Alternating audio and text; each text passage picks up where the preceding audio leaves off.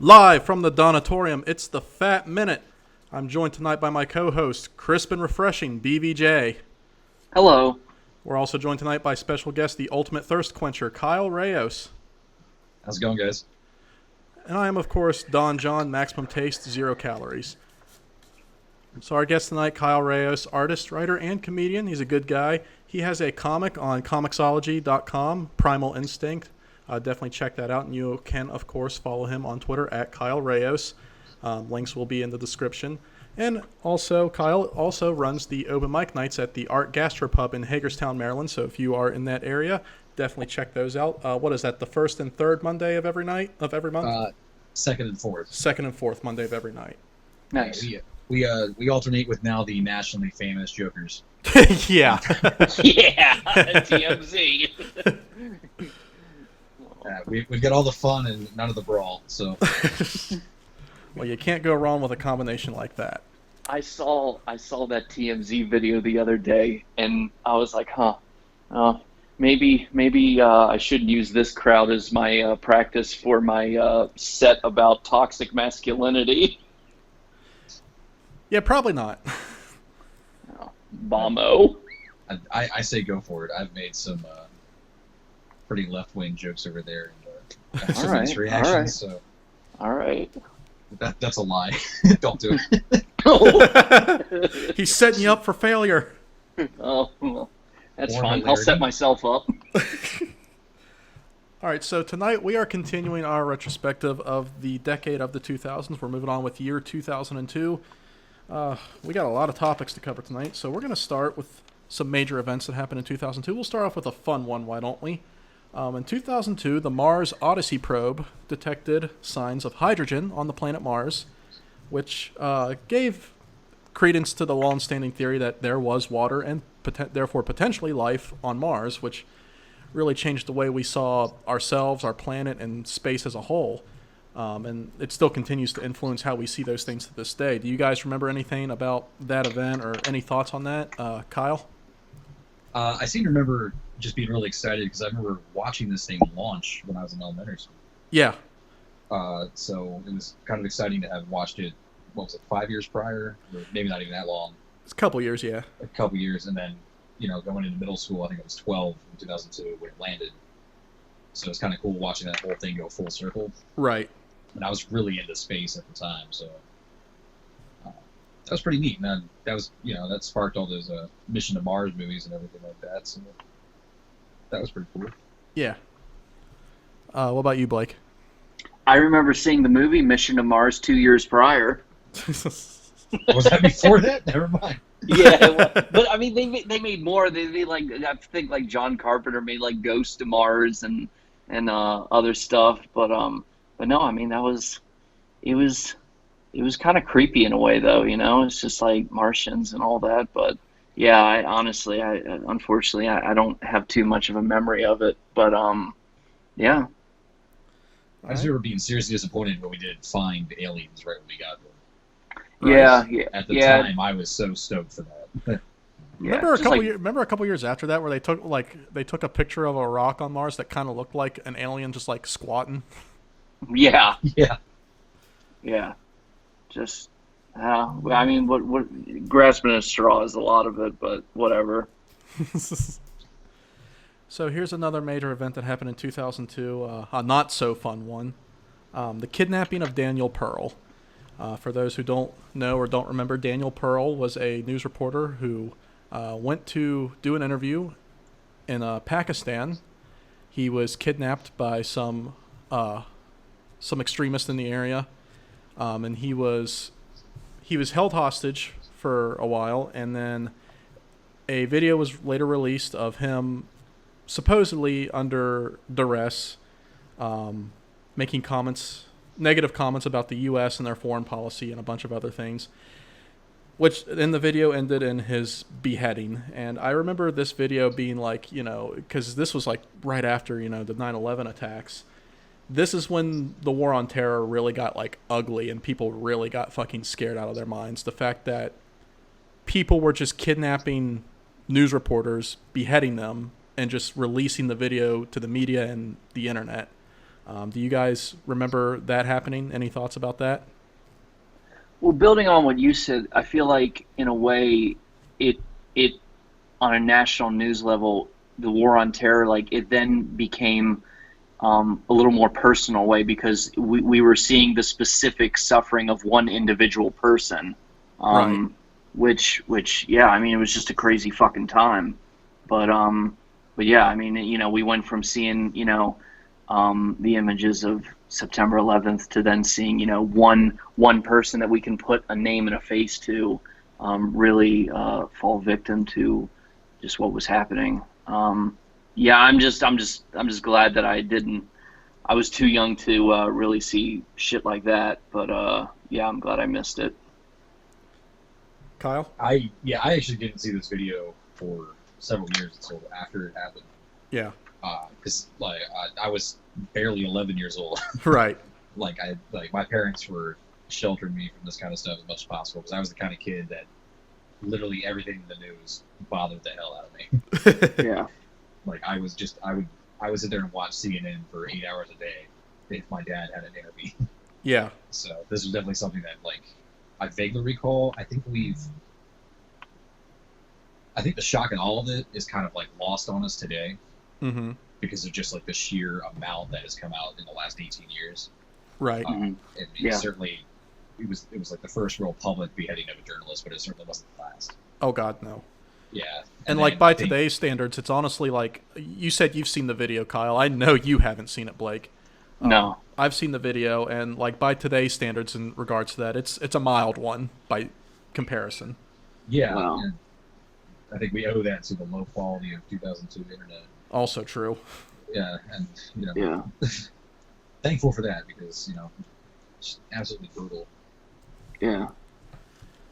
So another major event that happened in 2002, kind of related to that indirectly, was the kind of part of the whole war on terror thing. The Iraq disarmament crisis, specifically the UN Resolution 1441, which was a resolution that basically stated that Iraq needed to basically submit to the United Nations proof that they did not have weapons of mass destruction, because this is when the claims of Iraq having weapons of mass destruction and Saddam Hussein having ties to Al Qaeda. This is when President Bush really started first making those claims that we very soon found out were not true at all.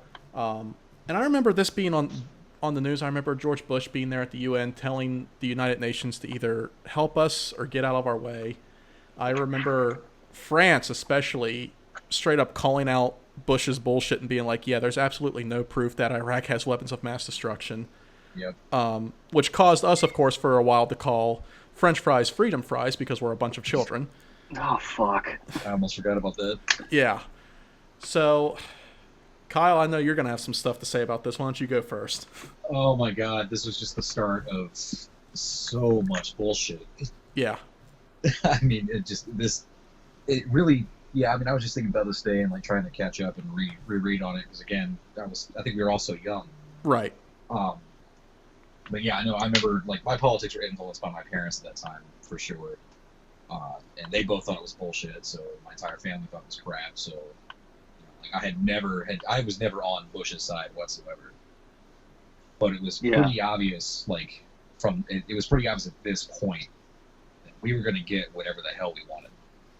Yeah. Yeah. You know what I mean? Right. Like we had just been attacked like 5-6 months prior to that, or however long it had been. Like, yeah, the entire world was feeling sort of sympathetic towards us, and it was like a resurgence of our global power because at that point we really were and kind of are still like the only quote unquote superpower.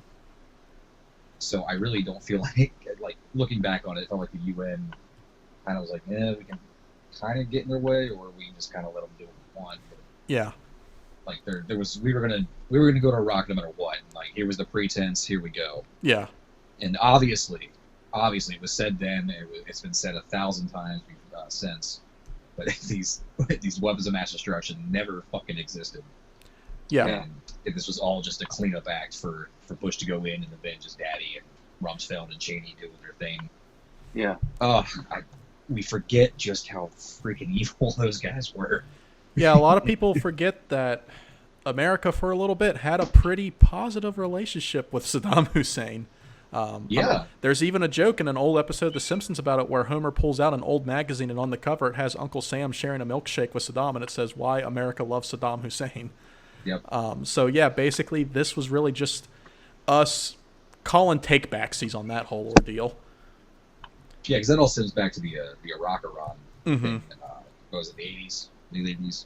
Yeah, something like, give or take. Yeah, I mean, it's the same kind of shit that like we put up with in South America or Southeast Asia for decades. We're going to be friends with you for a while, and then we find something that we want. Yeah. Or we don't like, and we're just going to you. It's all a little puppet. Gimme. Yeah. Occupy it in the sake of freedom, we'll take over your country. Yeah. New age colonialism, people. Oh, imperialism never ends. Blake, what do you got to say? Shit. I mean, yeah, I just second, a lot of what was just said, but yeah, this is the not fun part of the podcast. But yeah, and I remember the whole Freedom Fries thing, and it was I wasn't aware of it until we had said the term French fries in our home ec class, and our cooking teacher corrected us and been like, "Oh, it's Freedom Fries now." And even at that age, I was thinking to myself, yeah, that's fucking dumb. If you're talking about the cooking teacher, I think you're talking about, she was fucking nuts. I'm disappointed that a teacher corrected you into using Freedom Fries. Yeah, I mean that just went with the county. Yeah. But geography's a bitch. Yeah, but no, I mean, it's like it's the year of twos. Like it was 2002, and then you had like, a lot of movie sequels that year, and then you had George Bush II just about to take a big number 2 all over the world. But yeah, I mean, it was one of the most unfortunate things of the current administration has been the normalization of that, the George Bush administration. Yeah. Truly the story of a man who has been let off the hook. But yeah, I mean, you're comparing like the kid who, wrecked the family car to the kid who burned down the whole house right now. Yeah. But I've actually got when we get to talking about Star Wars later, I've got a tie into this. I'll bring it back around. Okay, all right, I'm into that. I'm a fan of callbacks. But yeah, but no, yeah, just that. I think Kyle, really made a pretty good point on it. So, and what boggles my mind to this day too is just like it's still going on, no matter what we try to say. Yeah. Like Obama took troops out, or mission, over in a year after that. Yeah. Mission accomplished was his bullshit. Yeah. But 18 years later, we're still in this shit. I mean, we got an entire generation of kids who were born and have graduated who have never known, who have not known this total farce. Yeah. Yeah. And it has been such a resurgence of like this American exceptionalism that really hasn't existed since like the end of World War II. And Yeah. I really think like if you want to talk about like all the problems we have in 2020, a lot of them can stem from around this time. Yeah. Well, a lot of the problems in the Middle East in general can stem from us not being able to mind our own damn business. Oh yeah, those go back to the World War 1.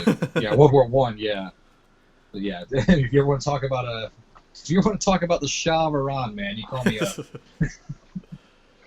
All right, another major event of that year that's also sort of related to this was the passing of the Homeland Security Act, which caused the creation of the Department of Homeland Security.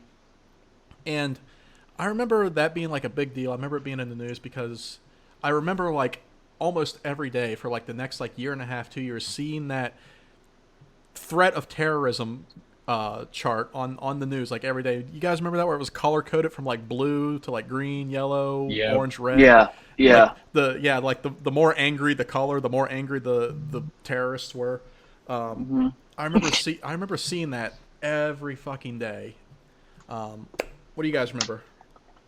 I remember like anytime like it seemed like people were getting complacent, there'd be like a week or two where it was in orange. Yeah, yeah. And it was just like, oh, now that we're talking about like things are getting normal, like we're talking about football now. It's like, nope, we're orange. Everybody's gonna get attacked.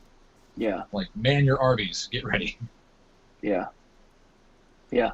Yeah, there was no, I mean, yeah, like, I mean, I guess, we had the advantage of being kids at the time, but, as we started to grow older and become more aware, it was almost like a sense of normalcy was slowly starting to be murdered at this point. Like, nobody, like you said, complacent, like nobody was allowed to ever feel like calm or anything ever again. So, God forbid you went a day without talking about 9/11. yeah. Yeah. Like, God forbid you just took a break and focused on something else. Yeah. Like, Which we say 3 days away from the 19th anniversary as of this recording. Yeah. Ah, shit. Well, this one's going to come back and haunt me later in my career.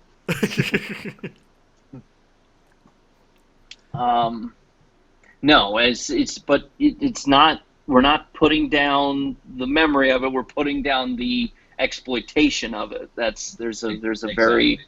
very respectable difference there. So Yeah. And Yeah. It definitely permeated into pop culture from there, too. It's like, yeah, almost everything after that was Middle Eastern terrorists are the worst people in the world. Yeah.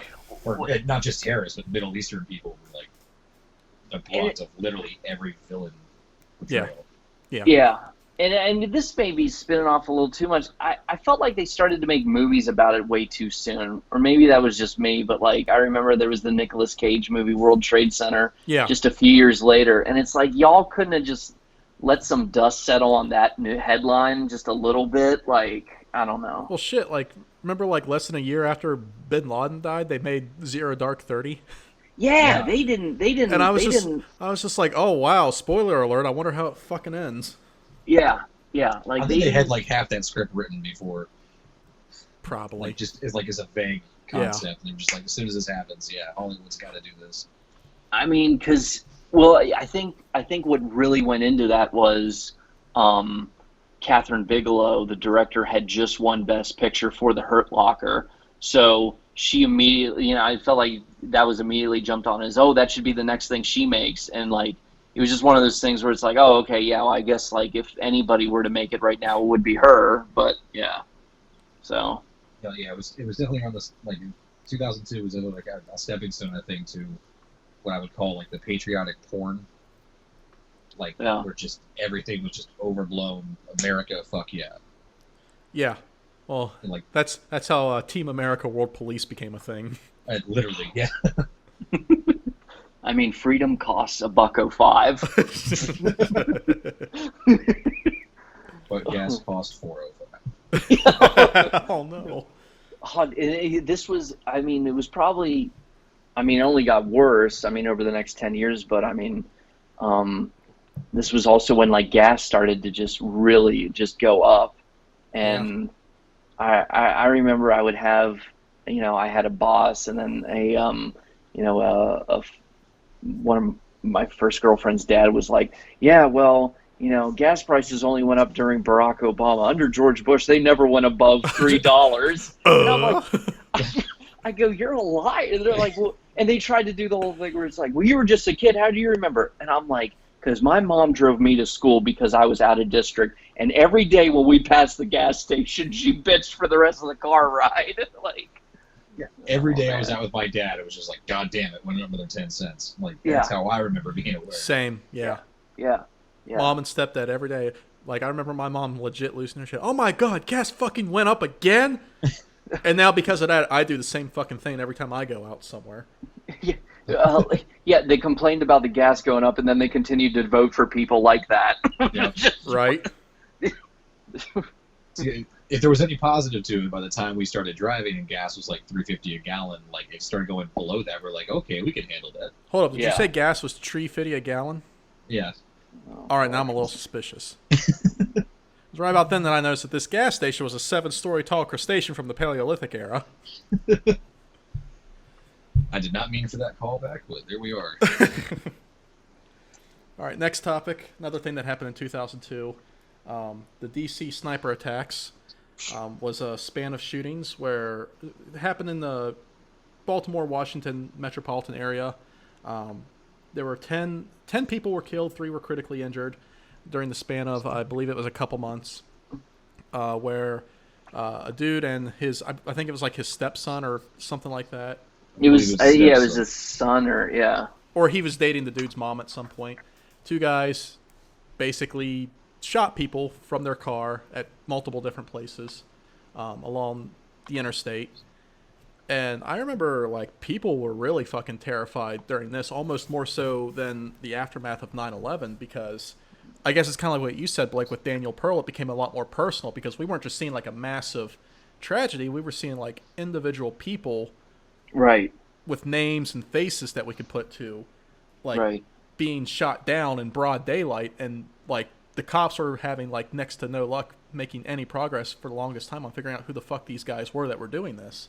Well, it just felt like the world just wouldn't let up for like one day. Like, Yeah. you know, with everything else, then we had to worry about that. And it was like, you know, we can't even go for a walk out in the middle of the city anymore. Yeah, like, I remember it got to the point to where, like, a lot of people were volunteering to basically just hang out at gas stations and pump people's gas for them just so they wouldn't have to worry about getting shot while pumping their gas. I didn't remember that at all. Yeah, They were were people, wearing those vests and everything, right? Yeah, they wore, I think they were like red vests or something like that. Oh, man. Yeah, people legit volunteered to basically be like human shields for people. Well, Which you know, nowadays during COVID we have people refusing to wear a mask to keep their grandparents from dying, but whatever. yeah, Jesus Christ. A lot changes in a decade and a half. Yeah. And then, like, the Yeah. thing that also kind of boggles me about the DC sniper attacks to this day is the fact that, like, we still don't really completely 100% have a clear idea why these 2 guys did this. They're just nuts. Yeah, like, I guess that's definitely I explanation.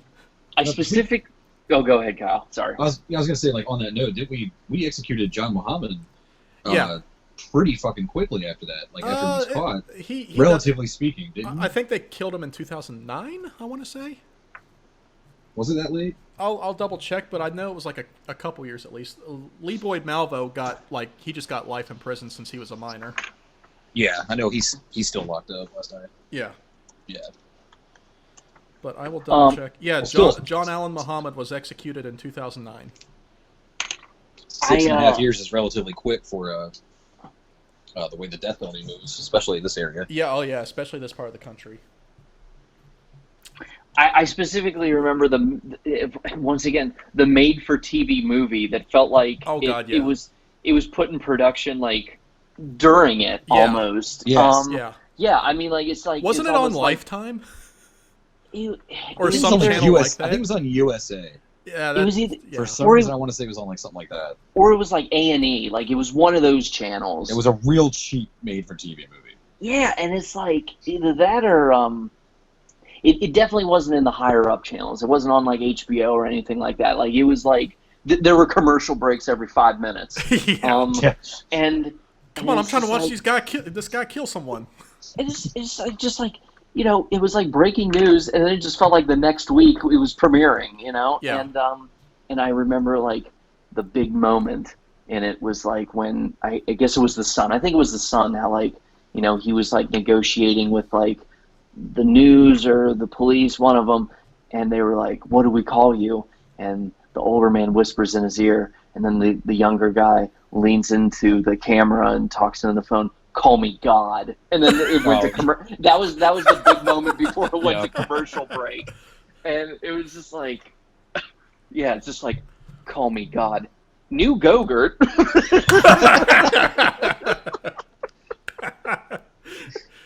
Now, I don't know if you guys remember this either.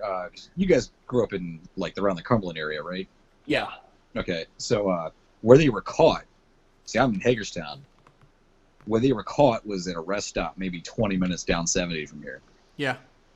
Like a very popular rest stop that like we all frequented. Like a friend of mine's mom worked at the Pentagon, and like she used to take naps there. Oh shit. Yeah, like it was kind of freaky that they were caught like right up the road there. Right. Mm. But Well, Gotta How move long on. did that even last? I forgot to look up today. Like the whole, was it 2 or 3 months? I think so. Yeah. Okay. It was around It- like October, November was when it all went down. Yeah. I mean, it felt like it went on forever. Oh my god, yeah. Like I remember like when I looked back on when I was reading up on on this before the show, I was shocked at like how short of a time it took because I remember as a kid feeling like it felt like it lasted like a whole entire fucking year. Yep. Yeah, yeah. Which may or may not say something about just once again how weird it was that there was just a made-for-TV movie like right away. Yeah. But yeah, I digress. Well, I moving on- digest. Someone has to. Yeah. Moving on to the next Capitalism, baby. moving on to the next event of 2002, the SARS epidemic. I felt like this would be a fun one to talk about given current events. I just remember seeing on the news all the time people like just showing footage of people in China wearing masks, like all of them. I just remember seeing a crowd of like 1 million people just going about their business wearing masks. And I remember everybody freaking out, you know, about whether or not it was going to come over here or not and how deadly it may or may not be. What do you guys remember about SARS? Kyle? Oddly enough, there was a Scrubs episode that tackled it pretty well. That I remember pretty well. But I don't know. Like, I don't remember a whole lot of it back then because it seemed so far away and so foreign. Yeah. And like, I remember just thinking, well, I'm on the East Coast. If the worst case scenario hits the West Coast, like, I got time. we'll be all right. Yeah. And I was like, well, you know what? Like, everybody over there is wearing masks. They're they're doing what they need to do. It was like, you know, if it comes here, I don't know if I had that kind of like grandiose thought back then, but I'd like to think I was that forward-thinking 12-year-old. But by God, you think we would have learned something? Right? You would think. Because it's almost the same thing. It's like it's incredibly similar, Yeah. and we did nothing. If anything, it's Yeah. worse because, I mean, the main reason, because you see the memes all the time, like, oh, how come we didn't go on lockdown for SARS? The reason we didn't go on lockdown for SARS is because it wasn't as deadly and it wasn't as contagious. Right. Yeah, yeah. And that is the even longer version of COVID, correct? It's like this one's called SARS-CoV-2 Yeah. They're, or something like that. they're Yeah. in the same family. Yeah. Yeah, correct. They're related. Yeah. This Mark. one's just a lot more viral. Yeah, oh my god, yeah.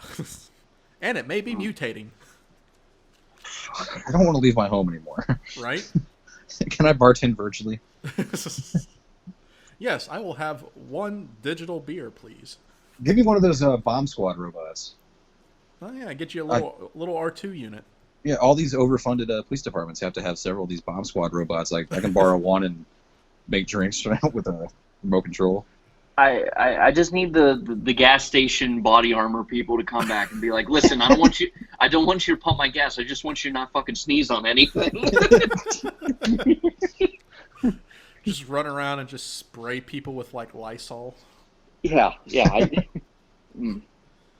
right, we'll close out major events of 2002 with a bit more of a positive one. 2002 was the introduction of the euro currency, and it was the beginning of the rise of the European Union as we currently know it. And I remember the euro coming out, and they were, you know, everybody talking about like how it's basically a currency, a combined currency of like 19 different countries, and just what it meant for the American dollar. And people kind of like, oh, like it was like half the people were kind of like, oh, whatever, and then the other half were kind of like, oh my God, it's going to collapse the dollar. And then I also just remember seeing the rise of the European Union, a ton of people thinking that's not going to work, it's going to collapse upon itself, and here we are almost 20 years later. And in my opinion, it's an example that needs to be followed.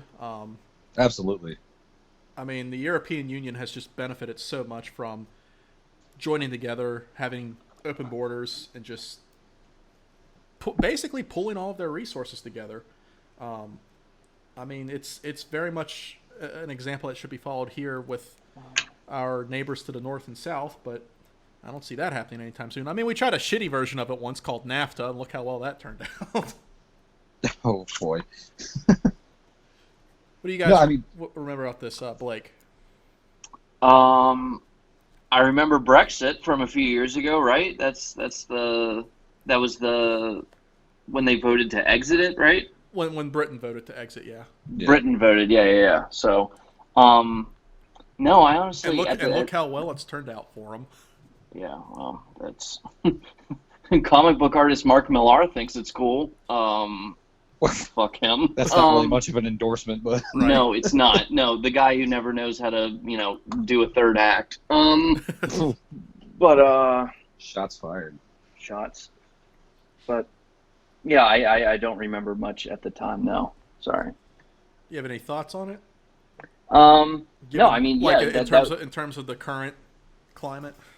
I think it would be great if we did try something like that, like you said. But yeah, it's obviously just a pipe dream, long shot. Yeah. But no, I mean it just seems like it would be common sense of like the countries in the same region area banding together to pull their resources together. But It's I don't also know. just a crazy concept here in America to think about, like, hey, I don't like living in this area. Well, good thing I have like 20 other countries to choose from that I can just drive to.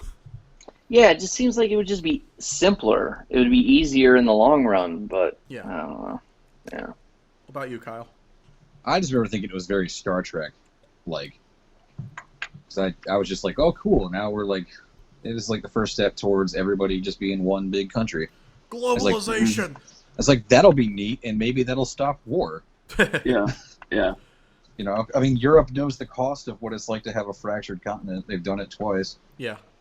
So maybe banding together is a good way to keep that from happening. I don't know. I'm not a historian. Actually, that's wrong. The joke for that is I have a degree in history. I should have opened with that. Anyway. Did I mention he also hosts open mic nights? Not well, apparently. Yeah, no, I mean, I thought that was cool. I do remember like people talking about how it was going to devalue currency and everything, because in 2002 I actually went to Australia, and because like at the time the U.S. dollar was worth somewhere around like twice as much as the Australian dollar. Yeah. So like my money went a lot further over there. But then like I remember people talking about like, oh, we can never go to Europe, and like I'm like from Smithsburg, and like I'm hanging out with they're cool people, but I'm like, you're not going to Europe no matter what. You know, like none of us are going to Europe like tomorrow, so like let's pump the brakes on the hate here. But overall EU good. Yeah. Yeah, and like I believe a couple times in the past like 5 or 10 years the euro has surpassed the US dollar in terms of value. Yeah. If I'm not mistaken. I was under the impression it's done that more times than not. Yeah. So I yeah. think you're right. Yeah. All right, well, now we get to move on to the fun part of the podcast. We're going to move on to movies of 2002. Oh. We're going to start off with a fun one. Kung Pao Enter the Fist. Oh, man. I remember seeing commercials for this movie as a kid and just immediately thinking, what the fuck is this shit? And I remember this was back in the days of Blockbuster and shit. For those of you who may be too young to remember Blockbuster, imagine if you had to actually drive to Netflix. That's basically what it was. I remember my stepdad renting this movie one weekend, and we both sat down and watched it. And I remember we both fucking died and also questioned why the fuck we kept watching it. It was like a fucking train wreck. You could not look away from this movie. Fucking Blake, I could tell you got something you want to say. Go ahead. This was my favorite movie for like 5 years. and I'm sure. Now you may call me Betty.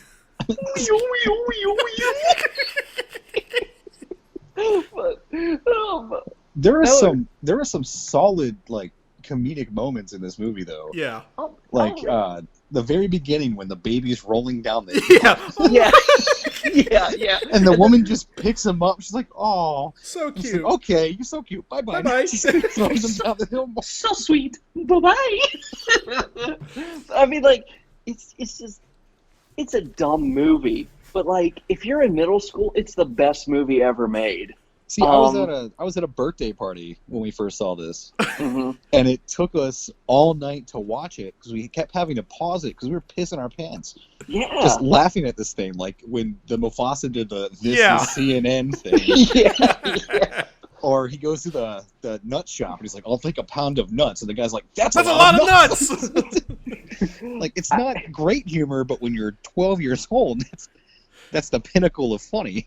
Chosen one, I'm coming. I remember. I remember. Chosen one. He's further away. I'm coming. We trained him wrong as a joke. If you've got an ass, I'll kick it. I forfeit, making me the victor. Like, the first fucking 5 minutes of this movie when he fights that fucking karate cow, like, that's how I knew I was in for a fucking treat. So I watched this once again. I rented it from Blockbuster, and I watched it with my mom and dad. Oh, and my God, mom, I can only imagine what your fucking mom said about this movie. my mom thought it was hilarious, and she just loved seeing me laugh. I mean, like, she was just the best mom in that sense. Like, it was funnier because I was laughing at it. And she's like quoting it with me and everything. My dad had one thing to say during the whole movie. He's watching it, and it's the main guy. It's what's his name, Odenkirk or whatever. He's the creator of Jimmy Neutron and Barnyard. Bob Odenkirk. And Bob Odenkirk, and you know, it's him with that shitty wig, and my dad just goes. My dad turns to me and goes, "You know that's a wig, right?" And I go, "Oh, it is." He goes, "Yeah." And then he doesn't say anything for the rest of the movie. First off, notice how shitty the wig is. He had nothing to say for the rest of the movie. Just me going like, "Oh, really? Yeah." Remember the post-credit scene where it was like a trailer for like the sequel? And Yes. I remember seeing that and thinking like, oh man, I can't wait till that fucking shit comes out, and it never did. And it never did, and I hated them for that. Yeah. Like to this day, I still don't know if they did that on purpose or not. And I picked the perfect gift for it on Twitter, just so you know. I'm just, God, just what a gold movie. What a golden standard of just, it is the perfect movie to see in middle school. Yeah. When you don't want to watch like a kiddie movie, but then you can't watch like the Seth Rogen movies yet. Like, it's that perfect middle ground. Oh man, shit. So dumb, but so brilliant. Yeah. Yeah. So I'm sure it comes as no surprise to anybody listening right now that the person on this podcast that didn't have too much to say about political events, which I usually do, but just. Yeah, this was that guy's favorite movie for 5 years, so it all adds up. No wonder he didn't have much to say about the European Union. He was watching ladies with 3 boobies. All right. Oh man, shit. Next movie, Super Troopers. This was kind of like this was definitely a funny movie, a very quotable movie,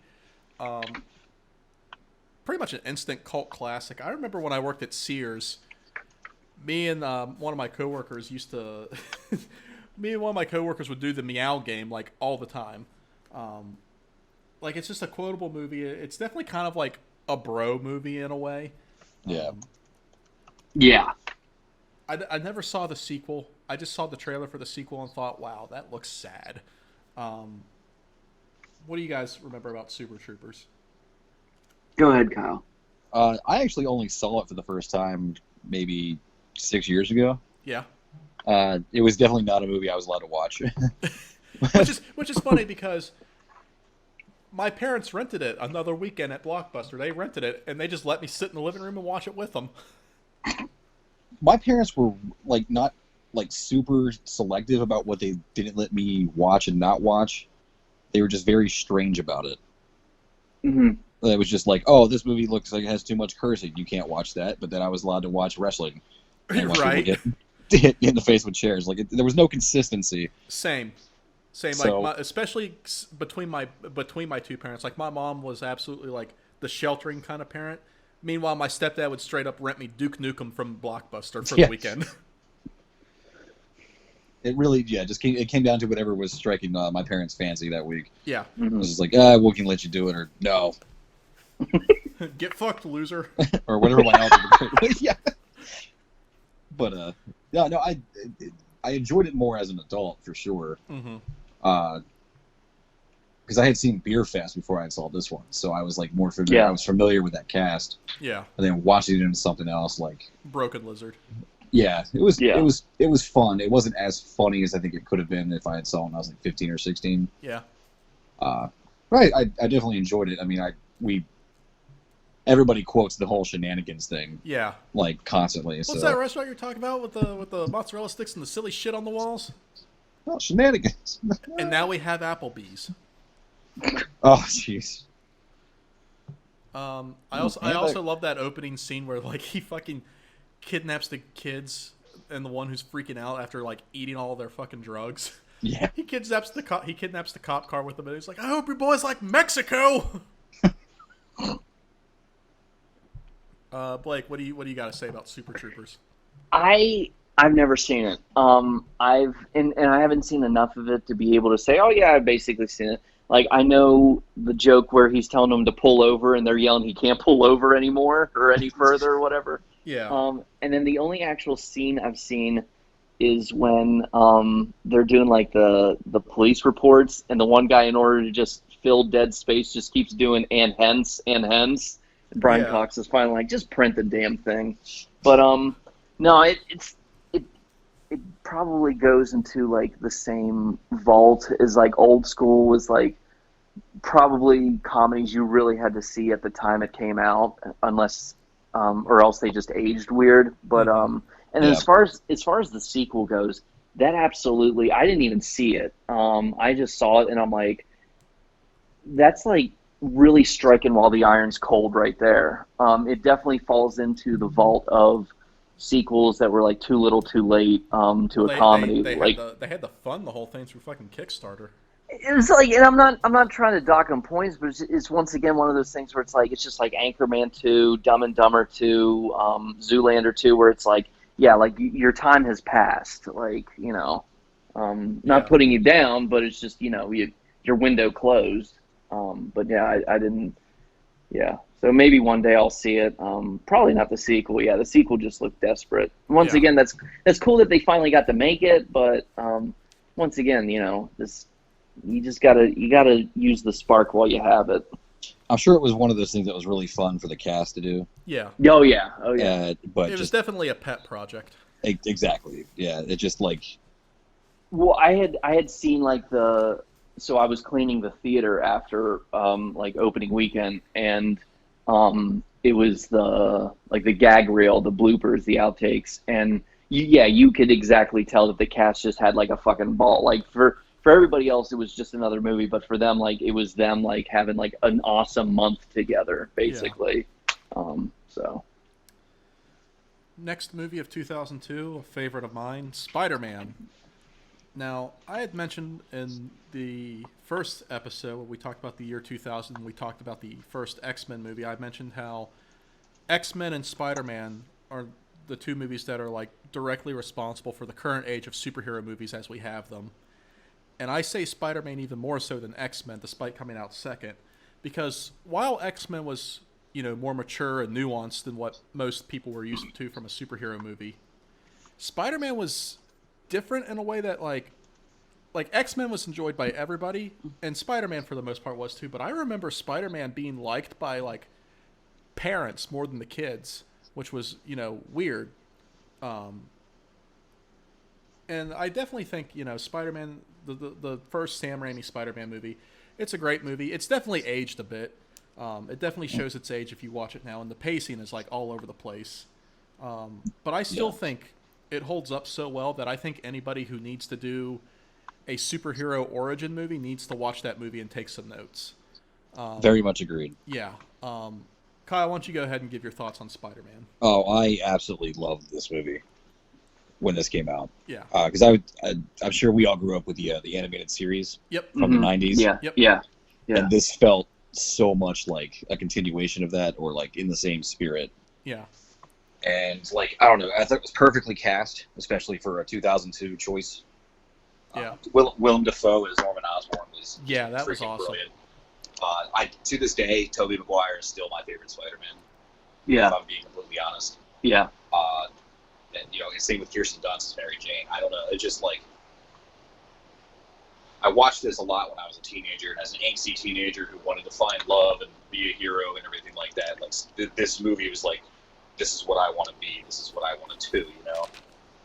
Yeah. But as far as like its contributions, like comic book films, I think as great as the first X-Men film was, it kind of shied away from being a comic book. Yeah. Like, it was almost sort of embarrassed by some comic book aspects of it. Mm-hmm. Whereas the Spider-Man movie was just like all in. Like, okay, we are a comic book. This is clearly based off a comic book. Let's just go all in. Mm-hmm. Let's update it a little bit, make it a little bit more science to it, I guess. But like, the Green Goblin's costume is ridiculous, and it is peak 2000s. Yeah. Mm-hmm. Like that thing should not exist, but it does, and I'm glad it does. Mm-hmm. Now, this was a problem I always had with the movie, too. Like, and I didn't realize it until I watched it again for the first time in a long time, like a year or two ago. James Franco, great as Harry Osborn, but why the fuck is Harry Osborn Peter Parker's best friend in this movie? Because he's a really shitty friend, like, the entire time. Like, Yeah. within the first, 10 minutes of being introduced to Harry Osborn, he completely treats Peter, his quote-unquote best friend, as complete shit. Like, immediately makes a move on a girl that he knows his best friend is totally interested in. You never made a move on her. Yeah. Get fucked, loser. Jeez. Blake, what do you got to say about Spider-Man?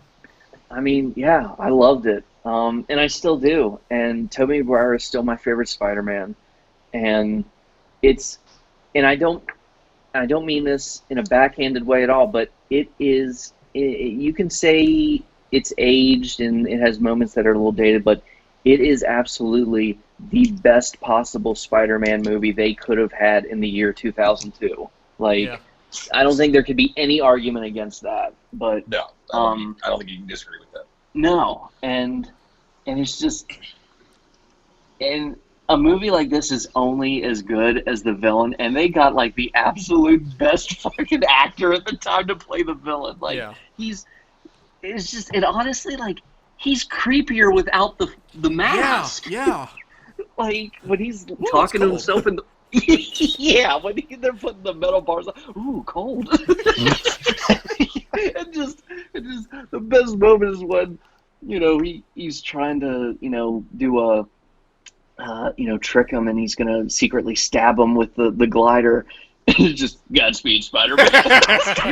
he jumps out of the way, and there's this flash before his eyes, and just Oh.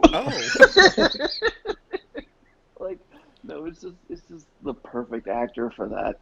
And honestly, and you can say this about the trilogy, but I'm just going to try to limit it to this movie. I would say the only aspect of the movie that actually has aged is Kirsten Dunst's likability as Mary Jane. I don't dislike her now, but looking back, it's I don't know. She's just lacking somewhere.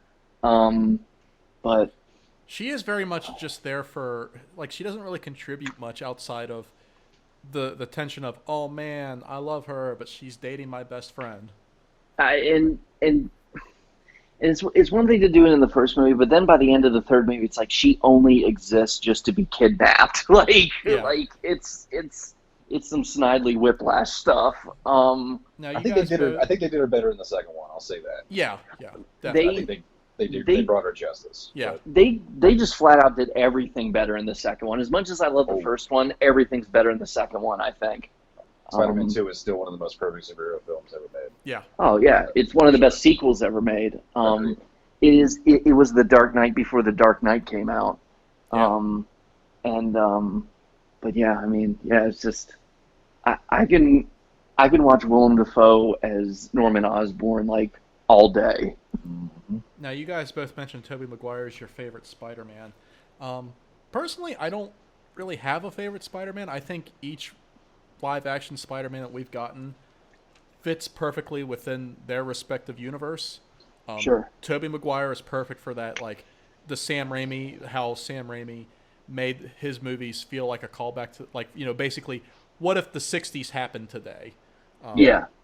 Whereas Andrew Garfield was perfect for the more fast-paced kind of dynamic that his movies had, and Tom Holland kind of finds a balance between the two.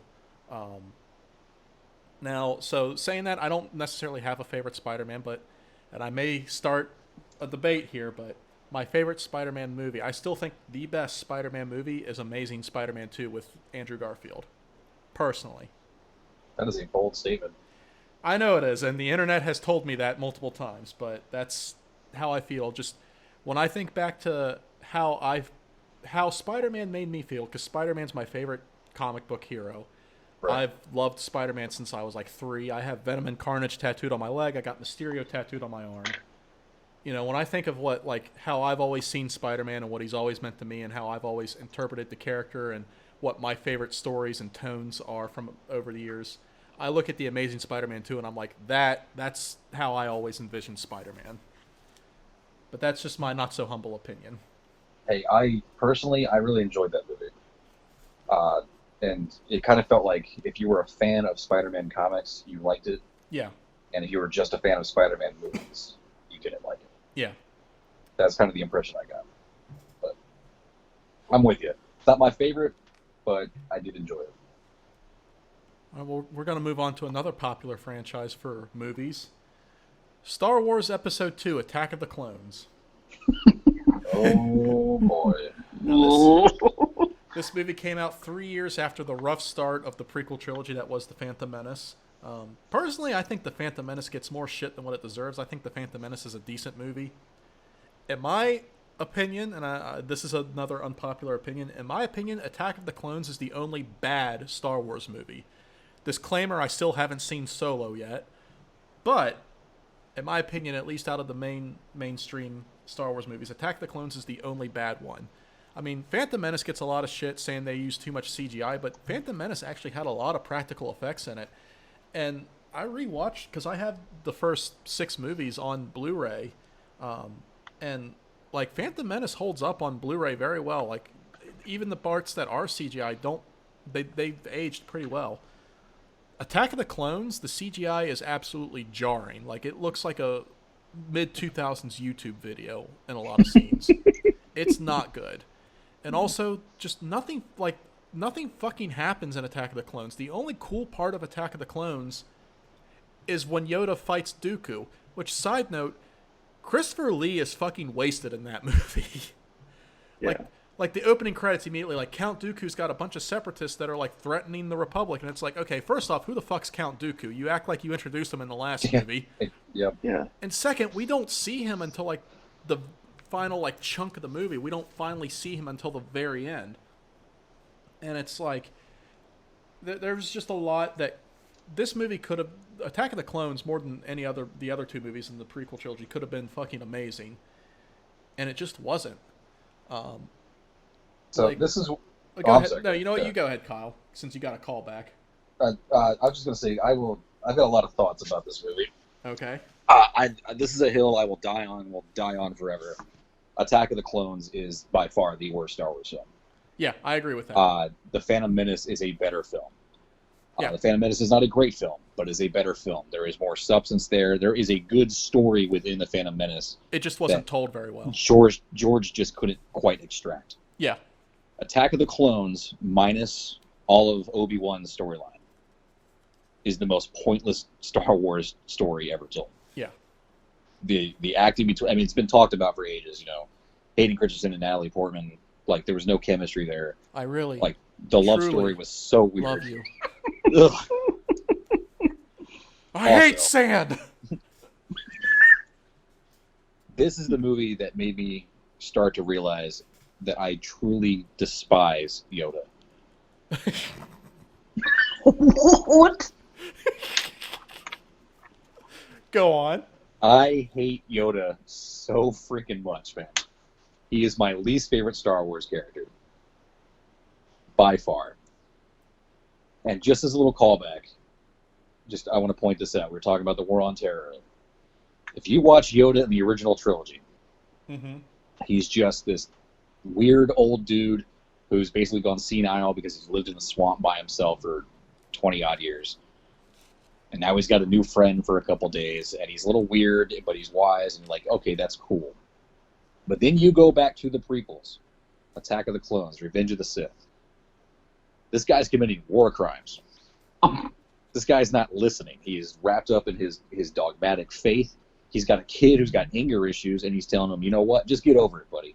I know you're depressed and you're angry all the time, but just get over it. It'll be okay. So he's directly responsible for the fall of the Republic. And this is the same thing with George W. Bush.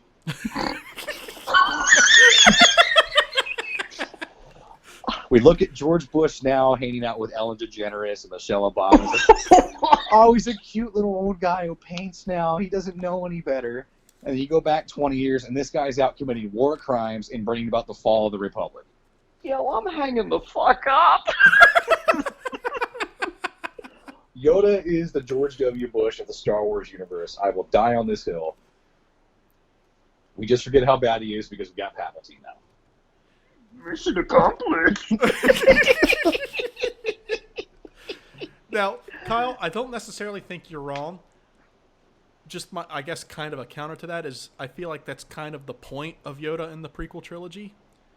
Especially because I don't know if you've ever read the novelizations of any of the movies, but in the novelization of Revenge of the Sith, there's a scene where Yoda's like, Yoda basically says everything you just said, where he's like, this is all my fault because I was too fucking thick-headed. Yeah, I remember that. So I don't think you're wrong. I just think that's basically the point. And it leads into the original trilogy of how, like, Luke doesn't necessarily... There's moments where Luke doesn't necessarily agree with everything that Obi-Wan and Yoda have taught him about the Force and the Jedi Order. Hence the whole point of him trying to, like, save Darth Vader instead of just straight up kill him.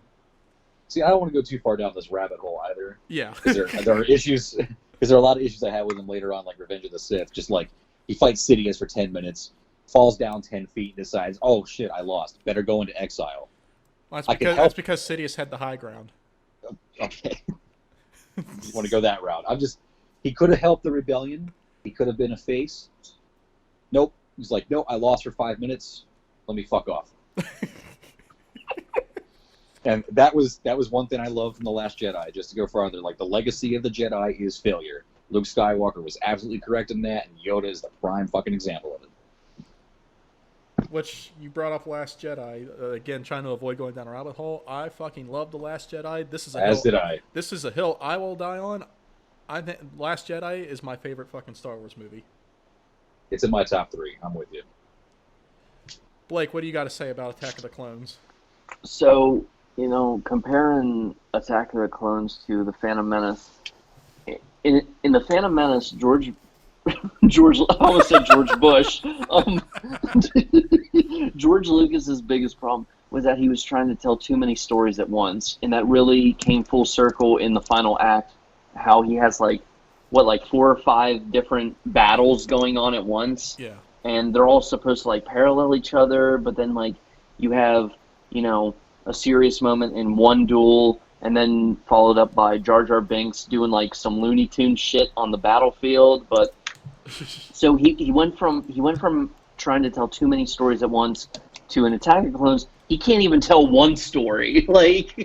It's just and Attack of the Clones is only fun in the final act. Yeah. And then by that point, and once again, this is all hindsight. This is all retrospective. But when I first saw it, it was awesome. I loved it. But I was 12 years old. What do you want from me? Yeah. But as far as what I would think of it now, the CGI in Attack of the Clones, I kept waiting for Tom and his spaceship from Toonami to show up. Didn't it also kind of make you realize just how much the Jedi suck? Oh yeah, they're absolutely worthless. They all show up in the arena, and the next thing you know, you go from 300, and I'm down to I got 13 Jedi left. Well, and what the hell happened? I don't know. I don't know if Mace Windu said it in this movie or the next movie, but like how in the first movie, like they can't save Anakin Skywalker's family because that's not their jurisdiction. Basically, was the answer. But and then in this movie or Revenge of the Sith, Mace Windu has a line where he's like, "We're keepers of the peace, not soldiers." Yeah. And by that point, I'm like, okay, I'm sorry. What is it that y'all actually do? Because you won't like stop intergalactic slavery. You won't like you keep dragging your feet on like a war on terror going on right now. Like you basically keep giving us the same version of an answer where it's like that's not my problem. That's not my my place. Like so, what do you all do? Like, what is your thing? In the words of another Samuel L. Jackson character, not a goddamn thing. Yeah. But hey, Like, you know what? At least we got to see Mace Windu run around with a purple lightsaber. That was pretty fucking cool. That was that's dope. Although, I mean, I don't know if Samuel L. Jackson like realized he was a black man running around with a great popsicle, but Hey, he asked for it. he did. That is my favorite thing from the entire prequel trilogy. Yeah. Is that behind the scenes moment where he's just like, so how does the Jedi lightsaber colors work? And George Lucas is like, well, good guys have blue, sometimes green, and bad guys have red. That's just how it is. He just goes, no purple. We could probably do purple, yeah. It was like George Lucas was just so happy that like he had a cool friend now. Yeah. He's just like, you can have purple. Yeah, sure, we can do that. Like the guy who says motherfucker wants to be my friend now. Now I get to hang out with Tarantino if I want. Yeah. But yeah, I mean, and then like don't forget like the infamous moment of like I don't like sand. It's just like what? Oh, and you have like, I mean, just their entire chemistry, that like on-screen romance, like. Speaking of sand, like it makes you drier than Ben Shapiro's wife. Like, Like let's be real here. At Attack of the Clones, like doesn't Anakin and Padme's quote unquote relationship feel like almost assault? Yes. It's like watching an incel before incels were a thing. Yeah. yeah, like we're because named. she first met him when he was a child, and he still has the mind of a child. like, I mean, this is like almost worse than when like Jenny obviously had sex with Forrest Gump. Oh man, I love you, Jenny. And like yeah, like Count Dooku's wasted. Like yeah, he doesn't show up until like halfway like towards the end of the second act. It's almost an hour and a half into the film. Yeah. Before you meet Christopher Lee. Yeah. But yeah, I mean Yoda fighting Count Dooku, that was like I'm sorry, I don't care who you are. Like if you can say that you saw this movie like before you were a teenager for the first time in theaters and you didn't think that scene was awesome, you're a liar. Like you're full of shit. Okay, at the time, yes, but since then, I really can't tell you how much I hate that little bog frog. So I digest. I love how, like, ironically, everything that sprang from the prequel trilogy of Star Wars was way better than the prequel trilogy. Oh yeah. Like the Clone Wars cartoon was fucking awesome. Oh yeah, like, so good. Attack of the Clones should have just been like a 3-hour long highlight reel of that. Like a live action highlight reel of like the Clone Wars cartoon. Yep. It should have been the actual Clone Wars, because that's the thing that pissed me off the most, because in the original movie, New Hope, there's that bit where Luke Skywalker's like, oh, you fought with my dad in the Clone Wars. Like, and everybody was like, what the fuck is the Clone Wars? And then finally, Episode 2, Attack of the Clones, everybody's like, oh fuck, we're finally going to find out what the Clone Wars are. And it doesn't start until like the last 30 seconds of the movie.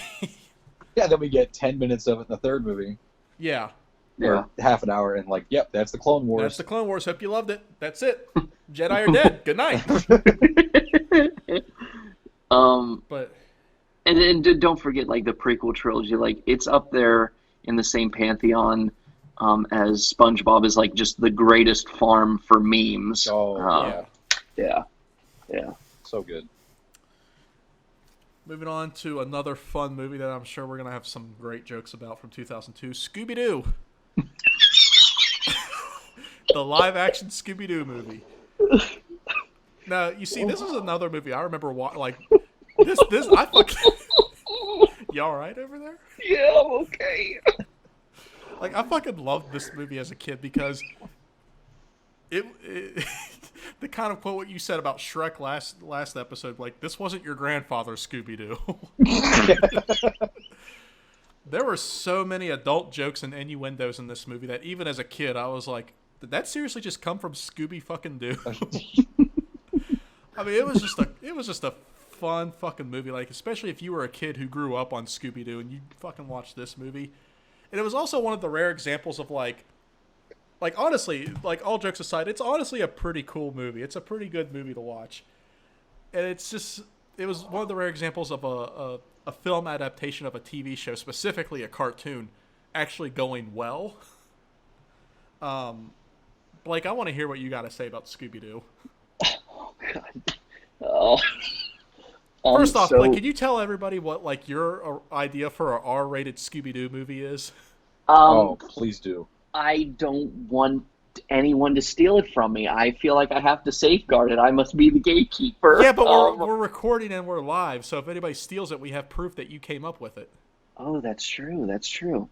So basically, one of my dreams is to one day write a screenplay for an R-rated Scooby-Doo reboot that is reimagined as a edgy stoner comedy.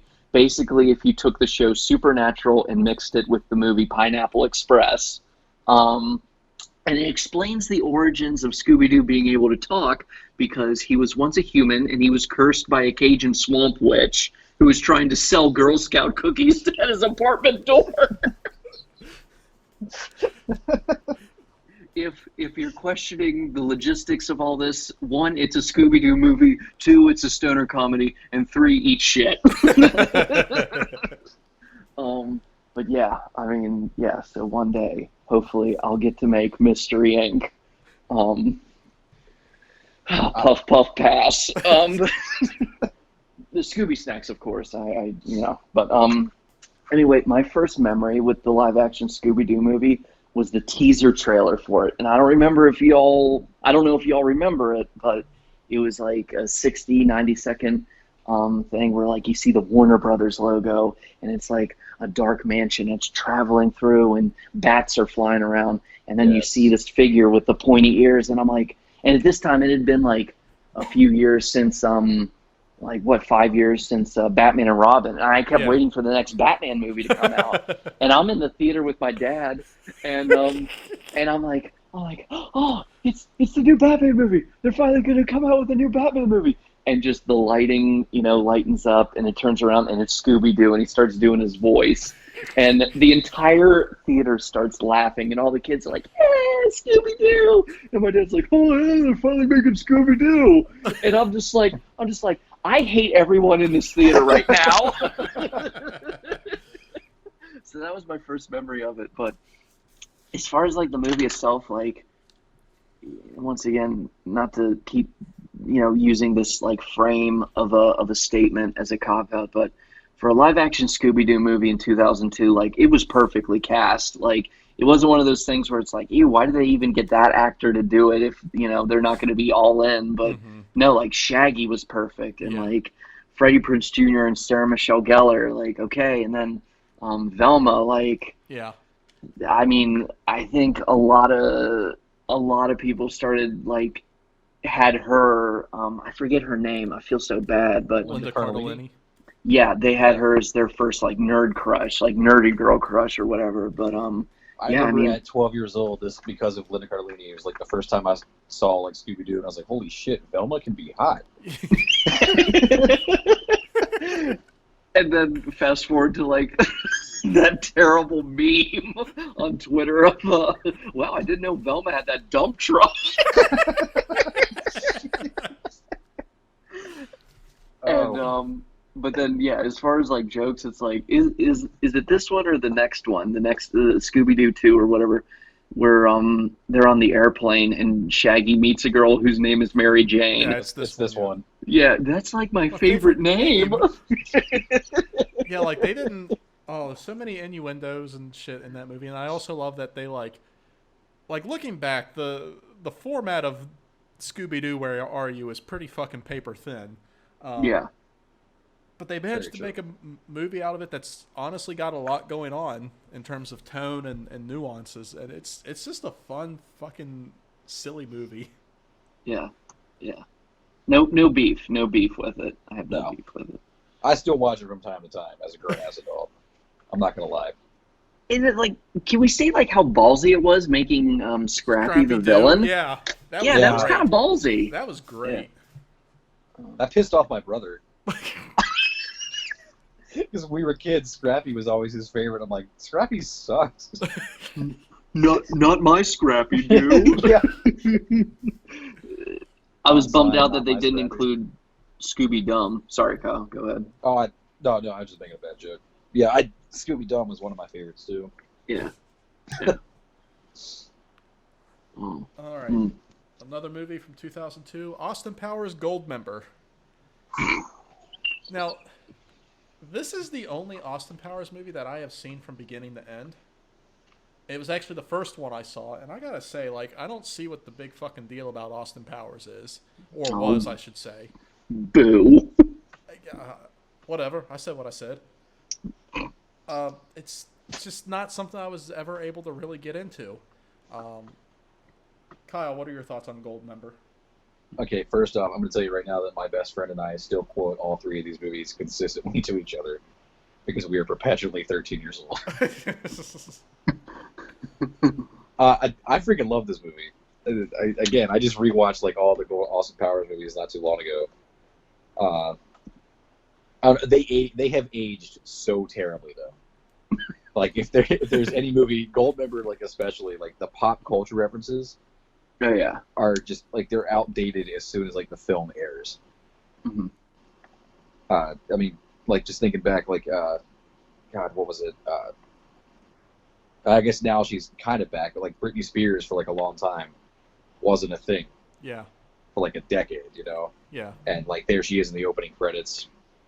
And it's and for a while, yeah, but like then a few years ago, then it randomly became like cool to unironically like her. Oh yeah. I don't know. I saw this for my birthday. Like my dad took me and like two friends to see this or something like that. So I guess maybe I just have fond memories of it too. But I don't know, the opening with like Tom Cruise playing like Austin Powers in the Austin Powers movie. And then, like, fucking Danny DeVito's there as Mini-Me. He's got the machine gun and say, "Look at me, I'm Mini-Me." He's like, got the finger up and is like pointing the gun everywhere. And then Kevin Spacey is there thinking of things that age terribly. Oh, yeah. Fucking the character Goldmember just really made me feel fucking uncomfortable the entire time he was on screen. Yes. I know that's the point. That's just how I felt. I remember even thinking, like, at that time, I was like, why is the villain, like, or why is, like, one of these main characters obviously a pedophile? Because you can't tell me he's not. You shame me for my shell. Why do I feel sticky all of a sudden?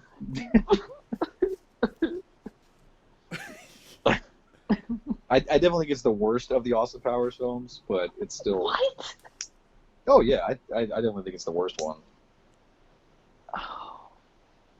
Wait, you do or you don't? I think it is the worst one. Oh, wow. I am so bummed out with this segment. I have some weird hills that I've died on when it comes to movies. Well, get ready for your last breath on this one. All right, Blake, tell us what you think about Goldmember. I mean, this movie is art.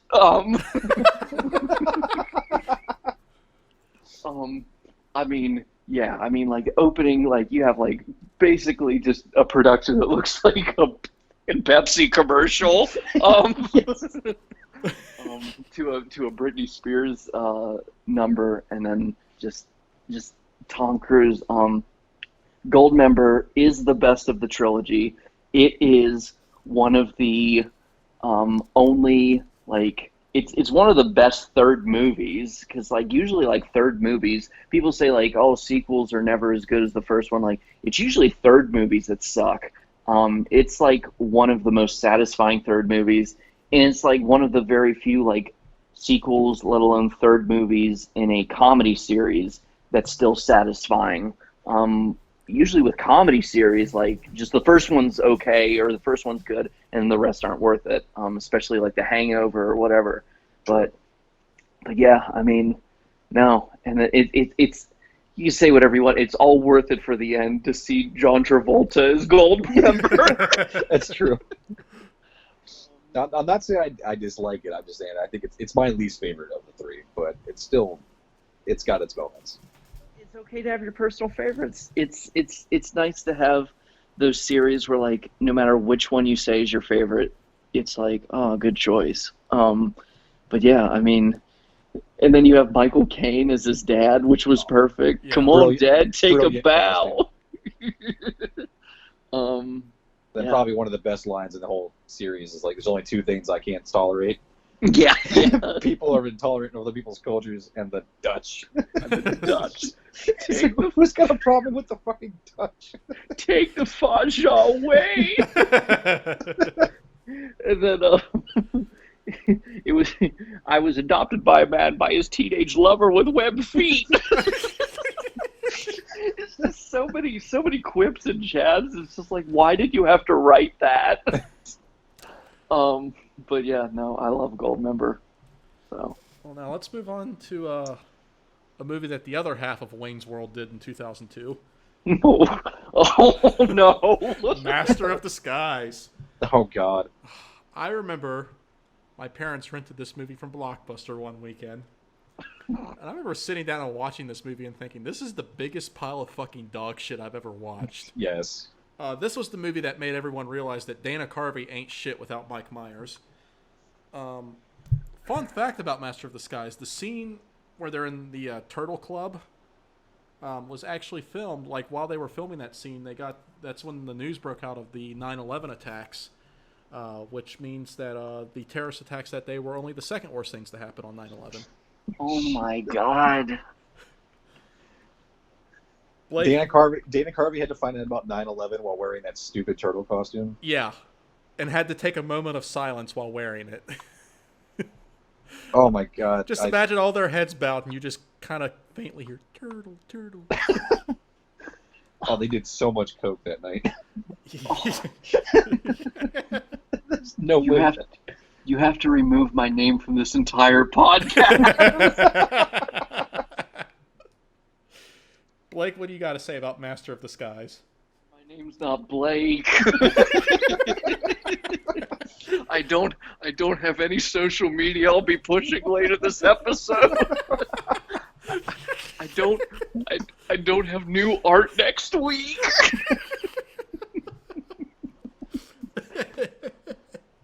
Anyway, the Master of Disguise. Oh, Donnie, I hate you. Anyway, I was like, what? Oh God, you're really gonna be like, oh, you were a special kid, weren't you?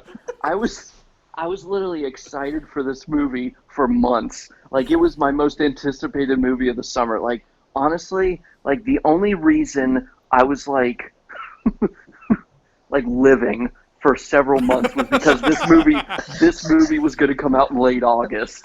Oh, and I mean, like I was like chewing my food properly and not suffocating and getting out of bed, like just to see this movie right before school started.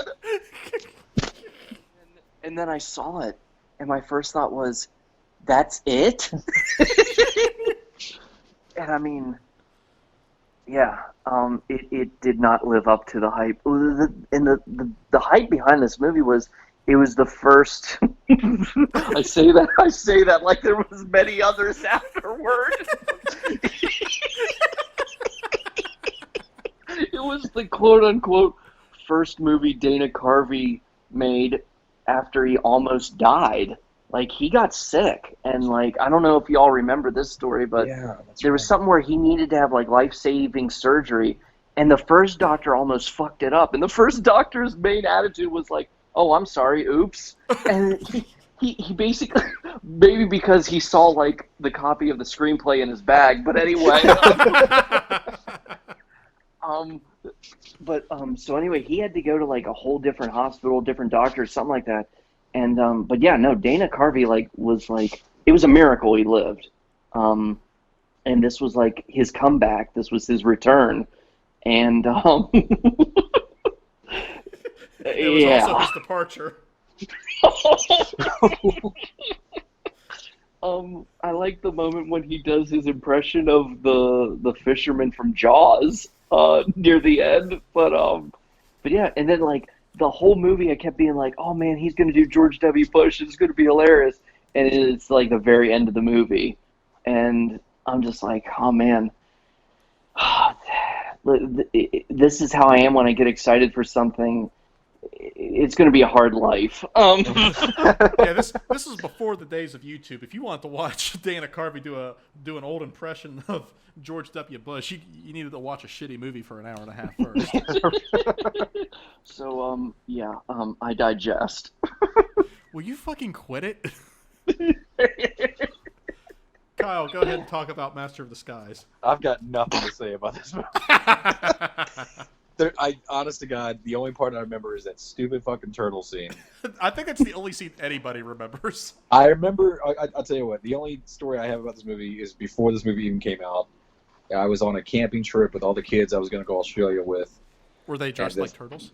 No, but we were all concerned about this turtle we found in the woods because we were 12 years old and had no idea that turtles live in the woods. And we wanted to take this turtle. Don't ask. It was 20 years ago. I don't remember all the exact circumstances. But the girl I had a crush on was all upset that the teacher wouldn't let us take it home. So the entire bus ride home, I was quoting things from this fucking trailer to make her feel better. And I don't remember any of the quotes besides turtle. And that is my entire experience with this film. I saw it once. I don't remember anything about it. Thanks, Dana Carvey. And I'm Thanks, okay with that. Nickelodeon. All right, next movie, Signs. I have actually never seen Signs. Oh man, I've been meaning to, but I haven't. But I've heard it's pretty fucking awesome. Kyle, why don't you go ahead and talk about Signs? This is one of my favorite films of all time. yeah. Disregarding the fact that Mel Gibson's in it. Yeah, fuck Mel Gibson. Yeah. Great actor, dangerously insane human being. This movie scared the absolute shit out of me as a kid. I don't exactly know why, but alien horror always scared me more than like any other kind of horror.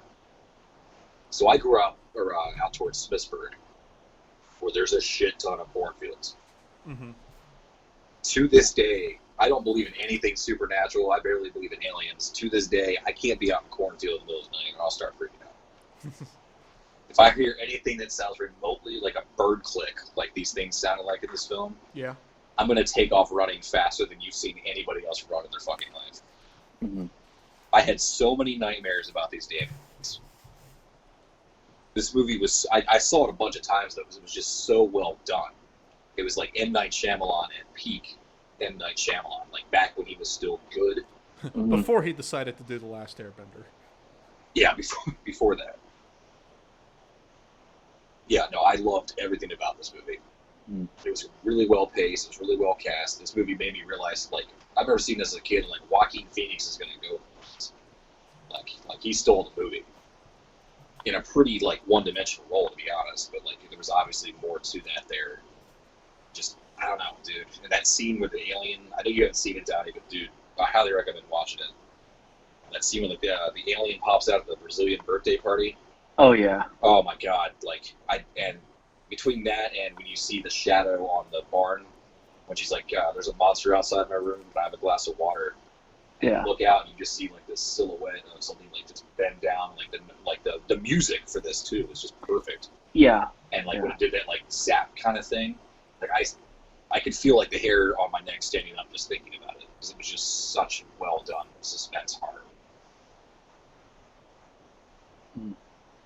I've got nothing funny to say about this movie. I got nothing but praise. Yeah. Yeah.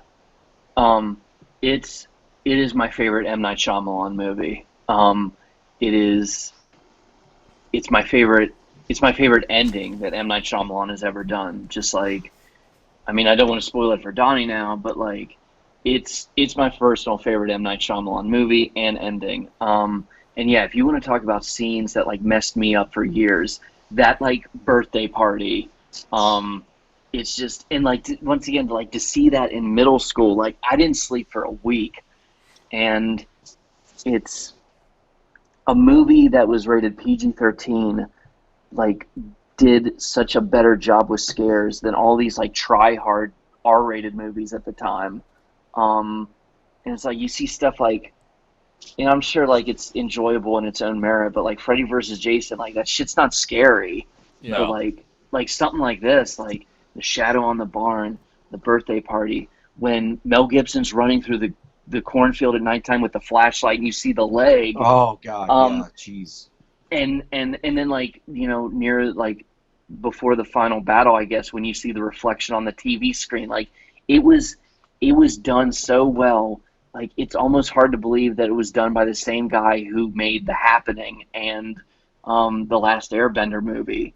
Like, and it was Nick Mundy who once said, in real life, Mel Gibson is a terrible human being, but in the movie world, he's a good hero. Yep. But yeah, I mean, it's just. And how about the hand in the pantry? Oh, the hand, and Donnie, you have to see this fucking movie. Like, yeah, it's just over an hour and a half long. Yeah, It's not even that long of a film. yeah. No, you should watch it soon, Donnie, because I want to say more about it, but then I don't want to ruin your experience of it. Although I think now we're hyping it up pretty high, but yeah, that's true too. I have a bad history with that, but no, look, you know, no, I completely agree with Kyle. Like it's I love this movie, and then I was bummed out that like Donnie had initially forgotten to include it in the list, and I was like, can you please add that? I've been meaning to watch it for a long time, and I've just never gotten around to it. It's really good. Yeah. All right, well, let's move on to the next movie, Jackass. Opposite end of the spectrum here. Oh. And like I mentioned last episode, I talked about Fear Factor for a little bit. Jackass and Fear Factor coming out at like almost the exact same time was like a really bad thing for people in elementary and middle school. Like I said, Fear Factor and also Jackass were indirectly responsible for a lot of playground mishaps. Well, and also considering like, you know, the war on terror, America was really into self-harm at the time. Yeah. So, Blake, what do you got to say about Jackass? Oh man, it's spoiler, the guy who had all that stuff to say about Kung Pao. It is one of my favorite documentaries. And it counts. But I would have to say the Jackass trilogy gets better with each installment. 2 is better than 1, and 3 is better than 2. I definitely remember 2 and 3 much more than I remember the first one. But no, I mean, like, I think Jackass the movie, 1, this one, I think that was the first time the entire cast had been together, because the show, all their stuff was filmed separately. They were kind of like on their own or whatever. Yeah. So, but no, Jackass is fun. I don't know, maybe it's age proof, maybe it's not. I'll have to rewatch them sometime soon. Like, you know, some stuff like this, when you watch it again several years later, it's like, oh God, I can't believe I liked this at one point. I don't know, I feel like this might be like unageable, I guess, in a way, you know, like just timeless. Yeah, well, I'm not. Timeless makes it sound classy though, but I mean, like,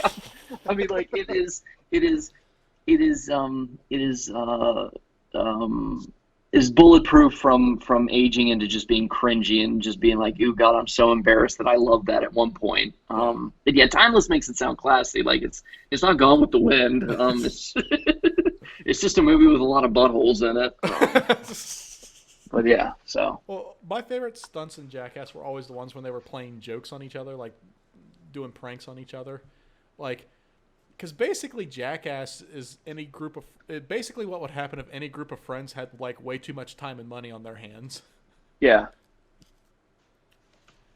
Yeah. Kyle? No, exactly. Yeah, that pretty much sums it up. Yeah.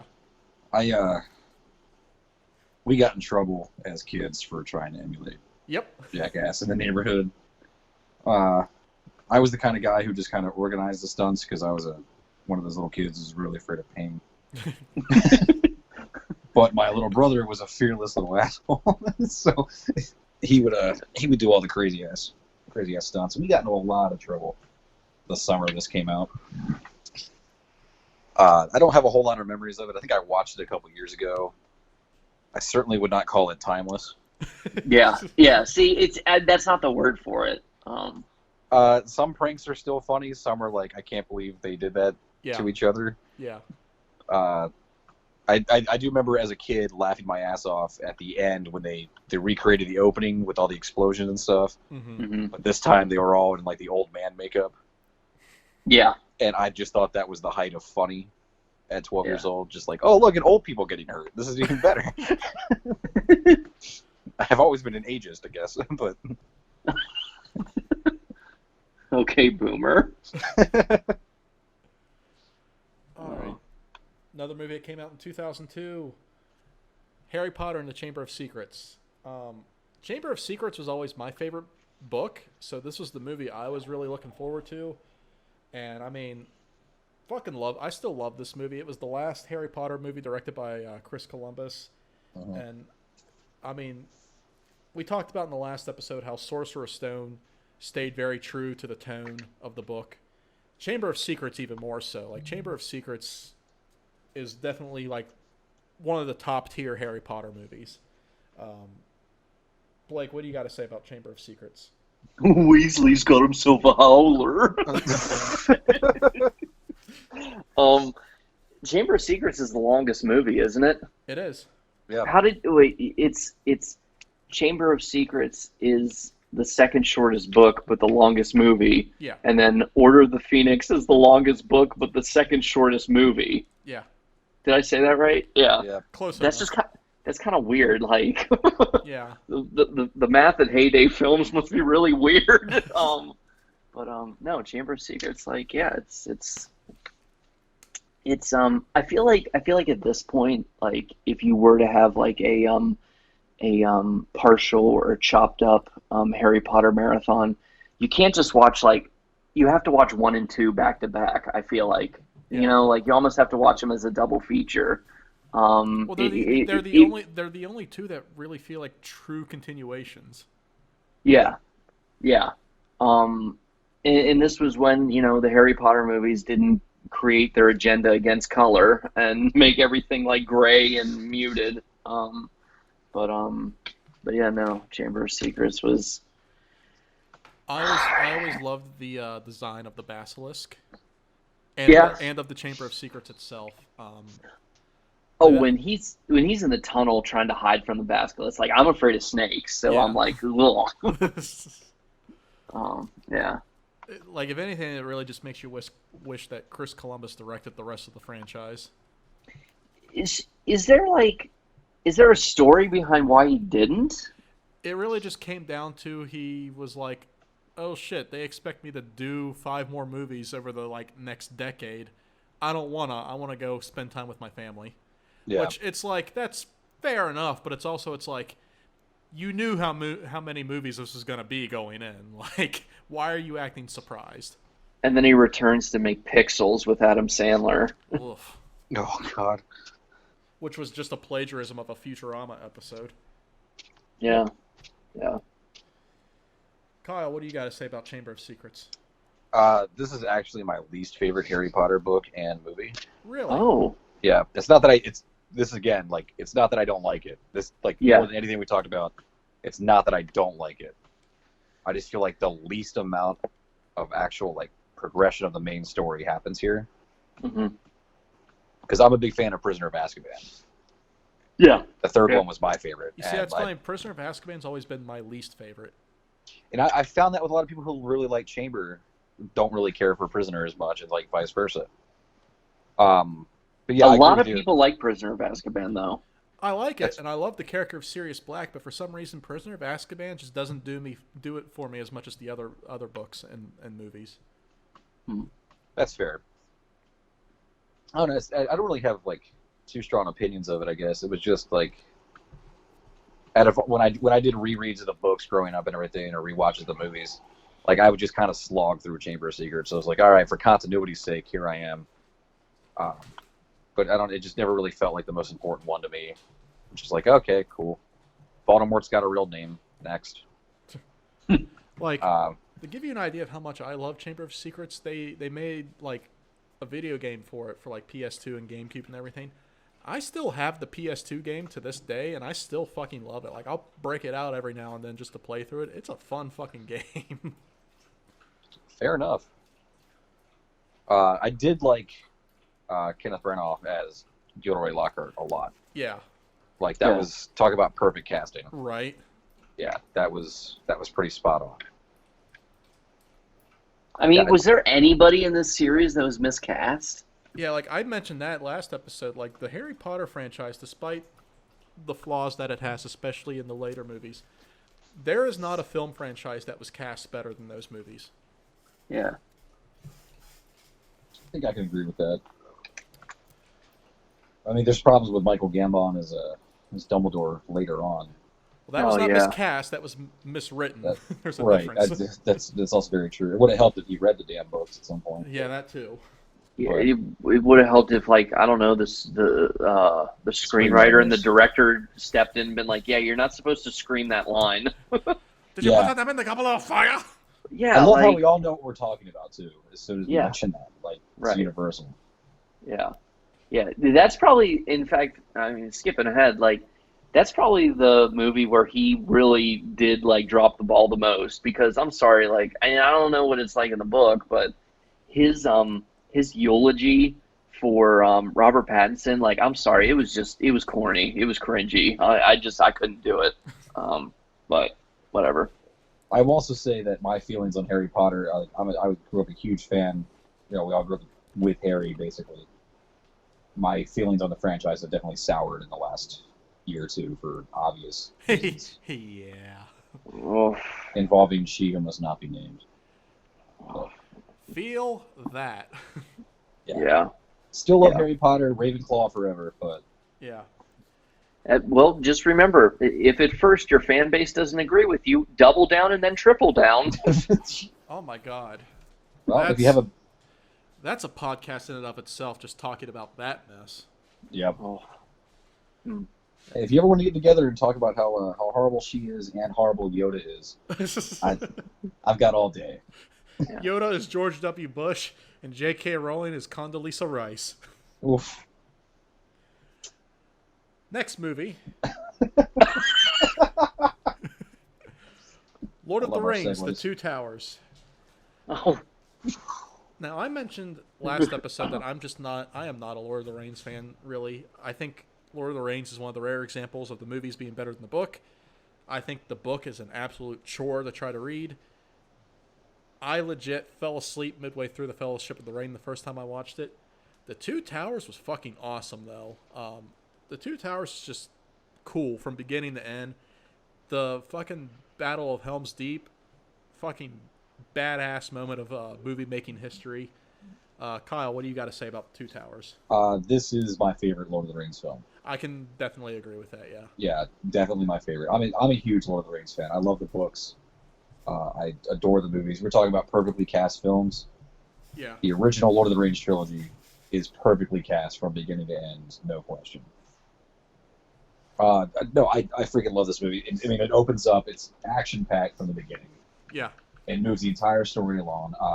I'm a huge fan of Rohan from both the book and the film. Yeah. So the focus on the Rohirrim was a huge plus for me. And then obviously the Battle of Helm's Deep. Like, had there been anything like that at the time, Mm-hmm. like had we seen a battle in a movie like on that large of a scale, that well done, that down to the most minute detail. Nothing I'm not comes to sure. mind. I am not sure I'd ever experienced anything like it. It was absolutely breathtaking. Yeah. you know, at like 12 years old. I don't know how many times, like, when I got the DVD, when it came out, like, how many times I would sit there and just rewatch just the battle scene at the end. Like, I would just skip ahead to the Helm's Deep chapter and just watch that over and over again. I was just enthralled. You know, I'd pull out like a plastic sword and pretend I was Aragorn at the Battle of Helm's Deep and stuff, you know, like that. Two Towers was so good. The extended version's even better for obvious reasons. Because, you know, you just never want to leave. Yeah. Again, I got nothing funny to say about this one. I just really, really enjoy it. The Two Towers was another movie that had a video game on PS2 that I played the absolute fuck out of. Just fun fact. I actually I had the Game Boy game for this. Oh, wow. So Nice. The Two Towers Game Boy game actually started at the Pass of Karahadras right before the Mines of Moria. So it took you through like most of the Fellowship. That's what the PS2 version did too. Did it too? I guess it was a little, but it took you through that to Helm's Deep, right? Yeah. So I remember playing this on the Game Boy, and what it would do is like you could just play through the campaign over and over and over again, and keep accruing experience. So like the first couple times you go through, it's hard as shit. Like if the Nazgul show up, like you're shit out of luck, run away. Yeah. But then like after I played it 30 times through, because I'm that kid, you know, Nazgul shows up. I throw my sword once. I've taken out 2 of them. Here we go. Like, you know, at that point, I was just like, I am a god, and I'm going to enjoy this. Who knew beating Sauron would be this easy? Blake, what do you guys say about Two Towers? So this was definitely a movie series that I had to grow into liking. I didn't initially like it that much when I first saw it. I just feel like I was I don't know, I was too immature for it and not disciplined enough to, you know, just really enjoy it as cinema. This was the first one I saw in theaters. I had said in the previous one, I missed the Fellowship of the Ring in theaters. I did see this one in theaters. I saw it in the Frostburg Theater on those seats, and like my ass hated me for the rest of the year, which I guess would have only been a couple weeks because it came out in December. But yeah, I mein, it's just I definitely love it more now. I fast forward, I rewatched the trilogy extended, like October 2013. I got like a really bad like sinus infection, or I got like I don't know, just a fall cold, and I was sick for a whole weekend, and I watched each movie each day. And it was like the best sick weekend I have ever had in my entire life. I absolutely just fell in love with them. Like I was finally like, okay, I was late to the party, but better late than never. But yeah, I mean, Two Towers is my least favorite of the trilogy, but I still like it a lot. It has my favorite moment in the entire trilogy, which was near the beginning when the orcs stop in the middle of the canyon. You have what is it? What do you smell? He just sniffs and goes, man flesh. Yeah, I love it. And then in the extended version, the guy behind, he looks up in the sky, and it's like they don't fly. Like, what do you smell? Man ass. yeah, just man flesh. I love it. But no, and but yeah, when I first saw it, I'm like, yeah, it was boring until the end. I guess it's okay, but like, yeah, Helm's Deep, like Legolas skateboarding and down the stairs, and just it's a good action movie. Plus, you know, you talk about another trilogy that's just like right from memes. Yeah. Like, Yeah. Lord of the Rings trilogy is perfect. Well, and like, I'm surprised that like I don't see more memes of the what is it? What do you smell? Like, I'm surprised that in and of itself hasn't become a big meme. But yeah, no, I've seen the other Lord of the Rings memes, and they're awesome. Yeah, the man flesh line specifically, like I always wondered, like in the Fellowship of the Ring, when he sends out Eunuchs to get him, like in Saruman's, like he will taste man flesh. I'm like, how has that not been connected to like gay porn at this point? Oh man, I remember when I was a young lad, my parents got Cinemax for a little bit, and they had a porn parody called Lord of the G-Strings.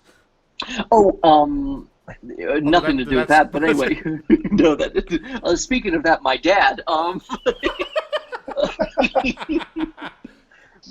My dad took me to see this in theaters, and he just couldn't get it right. He kept calling it the Twin Towers. just a total like baby boomer taking his like preteen son to the movie theater, just like, yeah, can I have two to the Two Towers, please? And then this is afterwards, like, oh yeah, we just saw the Two Towers, and like I remember my dad's car died, and he needed like to get jump started, and this lady was nice enough to help, and she was like, oh, so what'd you all see? And he's just warming up the car and everything. He goes, oh, we just saw the Twin Towers, and she goes, excuse me? And I'm like, oh, the new Lord of the Rings movie, it's and this once again back then just me just over generalizing everything. It's kind of like Harry Potter. And she goes, don't even get me started on that. That's pure evil. Oh my and God. I'm like, oh no. And my dad goes, all right, well, you have a nice day. So. God, I almost forgot about all the Harry Potter is the devil. Yeah. What a fun time that was. I miss it. And they were even protesting like the final movie, and it's like, listen, like at this point, just let it go. Like, shh, it'll all be over soon. Yeah. All right, final movie for tonight, Men in Black 2. I haven't seen Men in Black 2 in a long ass time. I remember liking the first one more. I remember Men in Black 2 had a cameo from Michael Jackson that nobody asked for. Oh, yeah. Blake, what do you got to say about Men in Black 2? I mean, it drives home my point of like how this year was like episode 3, the year of twos. Like it was like 2002, but like there was a lot of twos this year, Uh-huh. But yeah, Men in Black 3, or Men in Black 2. I'm sorry, Men in Black 2. It was probably one of the first underwhelming sequels I've ever seen in theaters. Like Yeah. I didn't hate it, but like even at a younger age, I was able to be like, because when you're a kid, you're more prone to being like, that was awesome. Oh, that was awesome. Well, that was awesome too. At this point, I was like, oh, okay, yeah, that wasn't as good as the first one. Yeah, the first one is like a genre classic. Yeah. It's one of the smartest mainstream blockbusters ever made. But this one, and I remember how like Johnny Knoxville was like a henchman in it, and he just randomly fucking disappears halfway through the movie. But yeah, and I remember with this one, like the marketing campaign was in full force, even more than the first one though. And they had like all the stuff at Burger King going on. Yeah. And yeah, I mean like they were really pushing this heavy, and it just ultimately felt like they should have waited another year or so to make it because they just didn't have a strong enough script. Kyle? Men in Black 2 is actually my favorite of the franchise. Oh, I'm sorry. Blake, you and I can't watch movies together, apparently. Oh, no. We're on the opposite end of a lot of things here, which is fine. No, I really liked Men in Black 2. I thought the story was better. I thought it was like more heartfelt. I thought it was more grounded. Plus, it had Rosario Dawson, Yeah. so that helped a lot. And then also at 12, like the main villain was a supermodel. Like, how is that not fun for a prepubescent lad? Well, first of all, I'm sorry. Go ahead. Keep going. I was just saying, like, I don't know. It's got some like really iconic scenes for me. Just like some of them good, some of them bad. Like when you go to the post office, it's like, oh yeah, mostly everybody works at a post office in Alien, and like it's a really like subtle joke, but you're like, if you think about it, it's like if you don't think too much into it, you're like, haha, that's funny. Just like watching that weird guy like with the 6 arms underneath like the copier machine with the cigarette, and he's just like throwing the cigarette, throwing the mail out. Yeah, little jokes like that, and then when Will Smith's trying to protect Dawson, he drops him off with the worm guys, mm-hmm. and like they want to play Twister and everything. It's just like, I don't know. I thought it had some really funny moments in it. I thought it was really well done. I liked it, and like it had like a little sappy love story, and I'm a sap at heart like that. So that's fair. Once again, I don't think it's bad. I just think personally, it was the weakest of the trilogy for me. That's But fair. I would definitely not be against watching it again. All right, so now we're going to move on into music of the year 2002. 2002, as far as music is concerned, I feel like is like the year that the 90s finally died as far as music goes. Because like That's the fair. poppy boy band kind of sound that you saw a lot of in the 90s, pretty much non-existent by this point. 2002, you saw more of the alternative rock and new metal that you saw in the previous year. And also in 2002 is when you started seeing a lot more of rap and hip-hop, especially Eminem. I remember Eminem really kicking the fuck off this year and continuing so for the next couple of years. I mean, he had Lose Yourself, and then he had that he had the movie 8 Mile. Mm-hmm. Yep. So yeah, a lot of hip hop and rap started to those genres really started to get a lot of traction this year. I'm just gonna run through a couple songs that really stood out to me from 2002. "Hot in Here" by Nelly, which was played at pretty much every high school dance, even though it probably shouldn't have been. Yeah. Yeah. 2 songs from Avril Lavigne, "Complicated" and "Skater Boy," which Yes. complicated like gave us like the most obvious Weird Al parody ever. Yeah. Yeah, you know what song I mean. Yeah. That's, Then another I saw- song. Oh, go ahead. I was just gonna say, this is also like you were talking about, like the end of the night. This is also like, I think a resurgence in Weird Al's career Yeah, was around this time. Yeah. Because like I think every song we talked about on this list, like "Lose Yourself," "Complicated," "Hot in Here," like I know for a fact Weird Al had a great parody for all of those.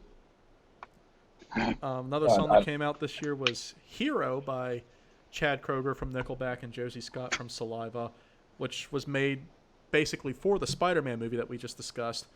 And what was interesting about this song is that this was like probably, if not the last time, one of the last times you saw like a song made specifically for a movie where the music video had scenes from the movie integrated into it. Like you don't really see that anymore. I miss that so much. Yeah, like I mean, remember like what was it? Seal, "Kiss from a Rose" for Batman Forever. Yep. Yeah. Yeah. Oh man, what a bop. And then a song that was basically the original meme, "Move Bitch" by Ludacris. It's been used on so many Thug Life videos, and I fucking love it. What do you guys? What are your memories about the music scene of 2002? These songs, any other songs that stand out to you guys from that year? Go ahead, Kyle. My Secret Love of Avril Lavigne was definitely here. I was one of those kids who didn't really listen to the mainstream music. Yeah. If I was listening to music, I was like, I listen to classic rock like my dad because we're cool. We don't listen to this new shit because I was an asshole. But like all my friends would play Avril Lavigne, and I'd be like, no, this is crap. And in my head, I'd be like, this is awesome. And she's hot. I love her. And I never want to stop listening to Complicated. Like, this song is my jam. Yeah, I remember "Complicated" and "Skater Boy." I remember hearing them both and being like, God damn it, I hate how catchy both of these songs Yep. are. Yeah. Yeah. And then, yeah, the Weird Al parodies definitely stand out. I think I knew all the words to Weird Al's parody of "Lose Yourself" long before I knew any of the words to the actual "Lose Yourself." I mean, he had to have been like the hardest working man in the music industry. Yeah.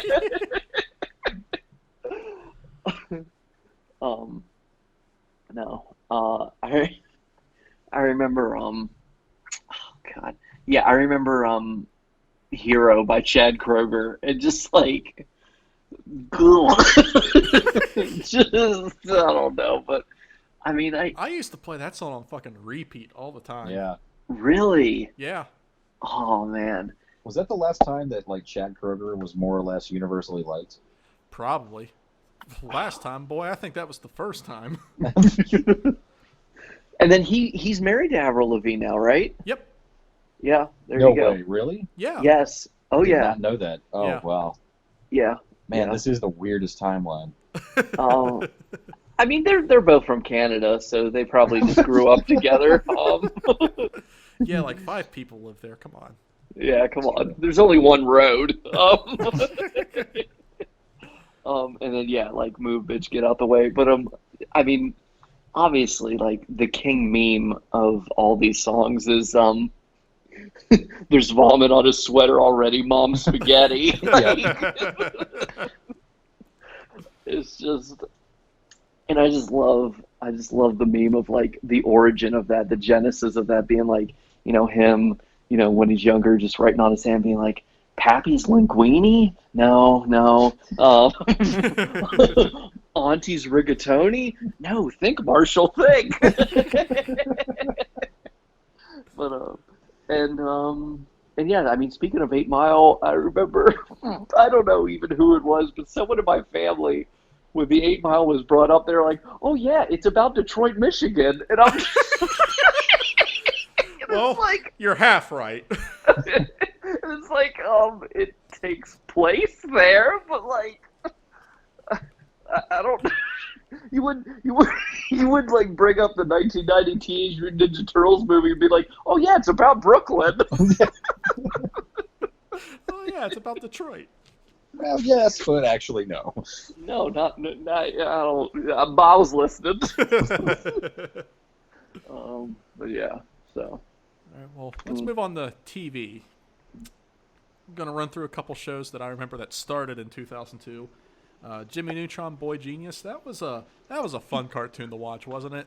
I love that cartoon. Yeah. Oh God. Like, I truly did. one of my favorite lines from that show was fucking Jimmy's dad. I know what. Oh God. Well, what was that? I think he was like, "Oh, I don't mind telling you my life story. You see, once when I was 6, I sat on a banana, and of course that changed everything." Like, Jimmy's dad was like the fucking greatest cartoon character ever. Oh yeah, right for memes too. Yeah, Like, like just that show was just so fucking fun. Him and Carl Weezer just. Yeah. Hi, Jimmy. The last time I sat down, I guess the movie would have come out a little bit before the show. Yeah. But I really liked the show. But the last time I watched the movie, I was like flying back from Memphis, and like I couldn't sleep, so I just stayed up all night and got really drunk. And it was like, I'm gonna watch the Jimmy Neutron movie. It's like 2:00 in the morning. I'm like, fuck it. I was just laughing my ass off. Yeah, that show was great. And who didn't want their own secret lab out in their backyard, right? Yeah. Yeah. I also, another show that started in 2002, pretty much instantly became a cultural phenomenon, was American Idol. Not a show I really got into, but I remember like everybody fucking ate that shit up. Yep. Again, just not a show I really got into, but it started a movement from the second it started. It's one of those things I remember watching like the first couple rounds to watch how bad people were. Yeah. And then once it was down to like talented people, I lost interest. Yeah, exactly. It was exactly. It was the NASCAR of singing. Yeah, it was just like, all the good people are here now. I don't care. And of course, it gave us plenty of meme moments like William Hunn, and then of course Pants on the Ground. Didn't William Hung become a cop? God, I hope not. I think he did. Well, that just goes to show you the vetting process really is flawed. It's not good. Another show that started in 2002 is the He-Man cartoon. Now, I'm not a fan of He-Man and the Masters of the Universe, really. Like, just wasn't really anything that was never my jam. But that cartoon was fucking badass.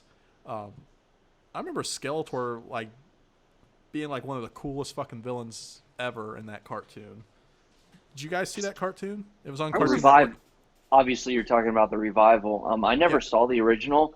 I actually watched. How long did it last? Did you take note of that, Donnie? Like how long it went on for? Like a couple years. Yeah, I'm looking at it right. I looked it up just now, because I do not remember this. Really? Oh no. At all, because I was a fan of the original. Yeah. Like on the reruns and stuff, but I do not remember this 2002 one at all. No, I can honestly, I virtually fist bumped Donnie on this one. For a revival, it's actually pretty solid. I watched it I think I watched most of the first season they had for it. No, it was fun. Like, it was like, yeah. And it did the near impossible, which is, I mean, He-Man is just ridiculous character. Yeah. And they found a way to just make him somewhat. You could take this version of him a little more seriously. Yeah. Yeah. So I'm looking at pictures right now. I do not remember this. yeah, oh, and they had it was on Cartoon Network, and they came out with all new toys for it. I mean, that's the only reason why they did it, because Toys. action figures were still alive at the time. Mm-hmm. And I mean, yeah, He-Man. I mean, it's literally in the history of the IP. Like, He-Man only existed just to sell toys. Yeah. Yeah. I mean, that was basically every cartoon from like 1983 to 1997. Yeah. No, I agree. Another show that started in 2002 was Kids Next Door, also on Cartoon Network. That show, like, looking back, I loved that, just how clever that show was, mainly with the villains they came up with and how all the villains revolved around, like, adult stuff in terms of, like, stuff that kids fucking hated about adults. Like, the one villain, the fucking pirate, Captain Stickybeard the pirate, that shit tickles the shit out of me still to this day. And then there was the vampire Count Spankula. It was just a cleverly written show in that regard. You guys got any thoughts on it? I remember the contest that they're not contest, but so basically Cartoon Network had this thing where, like, in the middle or towards the end of the summer, it could have been in the beginning. It was sometime in the summer where they had, like, you know, they presented a number of pilots over the weekend, and it was up to you know, the viewers, the kids, to get their parents' permission and go online and vote for which pilot you wanted to become a full series. And it was like, oh, at the end of the summer we'll announce the winner. And I was like, oh man, I hope Kids Next Door wins, and it won, and I was like so happy. And yeah, I watched it for, I don't know how long it lasted, but I definitely watched it for at least like the first year it was on. But yeah, no, that was cool when Cartoon Network did that. They did that for like a few years in a row, where they just, they had like, kids pick the next big Cartoon Network original series. So Yeah, that was pretty awesome. yeah. What are your thoughts, Kyle? I don't remember this one too much either. Like, I saw a few episodes here and there. It was like one of those things I didn't watch religiously, but like it was on, I really enjoyed it, because just like the basic premise of it was just like really cool. I was just like really into, like, oh cool, they got a treehouse and it's like super high tech and everything. There's obviously like the world building behind it was always fascinating. Yeah. And like, because that's what I'm really into, like in fantasy and sci-fi, is like when you have like that kind of world build behind it.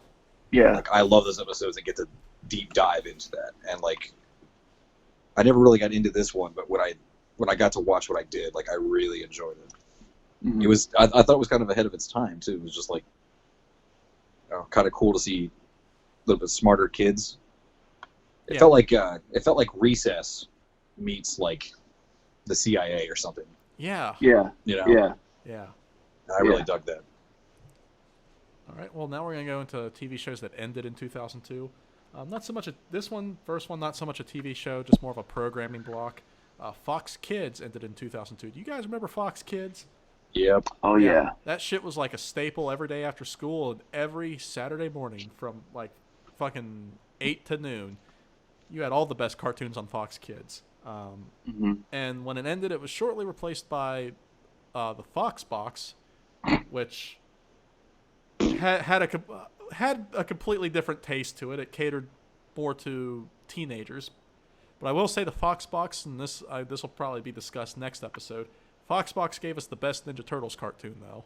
But yeah, I remember Fox Kids, like, I remember them making the announcement, like, hey, like, September, like, whatever, like, Fox Kids is done, it's over, and it's being replaced by Fox Box, and here's all these new, like, shows. And I just remember looking at it, like, what the fuck is this? It was my birthday. Yeah. Like, the Fox Kids became the Fox Box on my birthday. Yeah. And yeah, so I'm sorry. I just didn't love it as much. I don't know. So yeah, Fox Box was very much hit and miss in comparison to Fox Kids. But no, I mean like in you had like whatever was on Toon Disney, and then you had Kids WB, which Hmm. Kids WB was pretty tight, Yeah. but Fox Kids, even as much of a WB fanboy I am, Fox Kids was my favorite by default because it had Digimon on it, Hmm. and the first two seasons of Digimon especially Oh, because yeah. they were truly one big season split in half, but no, the first two seasons of Digimon, that was my jam Yeah. when I was a kid. Yeah, boy. And the second season, like the first season was great and almost impossible to top, and then against all odds, the second season did it, and it was better. It surpassed it in my opinion. Um, and but yeah, no, I miss the Fox box. You missed the Fox box? No, I miss Fox Kids. I'm sorry. I'm sorry. Remember that Louis Anderson cartoon that was on Fox Kids? Oh, Life with Louie. That was Was I awesome. the only one who saw like cartoon Louis and was like kind of disturbed by his appearance? And then you No. had you had Bobby's World, and that was like basically like the childhood imagination of Howie Mandel. Yeah. Um, no, like he created it. Yeah. Like, Right. yeah. I So just forgot about it. I don't know why Fox Kids had this weird thing with random comedians in the '90s being kids again in a cartoon, but yeah. So Kyle? If I remember right, well, Fox Kids, this is going further back, obviously. But Fox Kids will always have a special place in my heart because it gave us Power Rangers. Yeah. And to this day, I am a massive Power Rangers fan. nice. So, well, Mighty Morphin. After that, I don't really know anything. But the original, because like back then, because there's also like Batman started on that, right? I think Like before it ironically, moved to WB. I think so. Even yeah, maybe Gargoyles was on there at some point, right? I that was think. Disney. Or was that Disney? Okay. That was Disney. Yeah, you're right. Yeah, it's 25 years ago now. Yeah. Jesus. Yeah. No. No, I think when Fox Kids ended, that's when I was starting to get into I was starting to watch different kind of programming too. Yeah. Like I'd start watching like sitcoms with my parents and stuff. So it felt like an end of an era. Definitely. Yeah. So like it was felt like time to move on. Yeah. Yeah, I mean, I definitely feel that because that was when Fox Kids ended. Because I watched every season of Power Rangers that was on Fox Kids, and when Fox Kids ended and Power Rangers left Fox Kids, never watched Power Rangers again. So Yep. that was like, I definitely feel the end of the era mentality and like just kind of outgrowing something. Mm-hmm. hmm Some more shows that ended in 2002. 100 Deeds for Eddie McDowd. That was on Nickelodeon. That was a show that I always felt was very underrated. I loved this show, and I was always pissed that it ended before he completed all 100 of his deeds. I like to think he's still out there. Yeah, he's just an old ass dog now. Just like this is life. I was really hoping we get the crossover between Eddie McDowd and My Name Is Earl.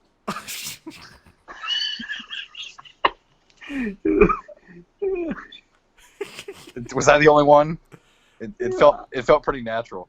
I mean, at least our epilogue or discussing it afterwards is more optimistic than Trevor's. Trevor's was like, yeah, I mean, he probably died a dog, and I'm like, Jesus Christ, Trevor, like, calm I mean, there is that calm one down. episode where he finds out that he ages in dog years. Yeah. It's really fucking morbid. Yeah, that shit was dark. Yeah. I mean, and don't forget, he was an asshole, so he might have just got hit by a car. Also true. I'm looking at pictures of him now, and like his eyes are very haunting. No, like you gotta look him up. Like Oh, it's I kind of remember. creepy. Yeah, like ugh. But yeah, no. Disney or no Nickelodeon. Nickelodeon should finish it sometime. Yeah, like they've released epilogue movies for like Hey Arnold and Invader Zim and Rocko's Modern Life. They should just do one for Eddie McDowd. Yeah. I mean, like, hey, it's like 20 years later. I'm still a dog and I'm a fucking national celebrity because I'm so fucking old. And I'm like 1,000 years old in human years.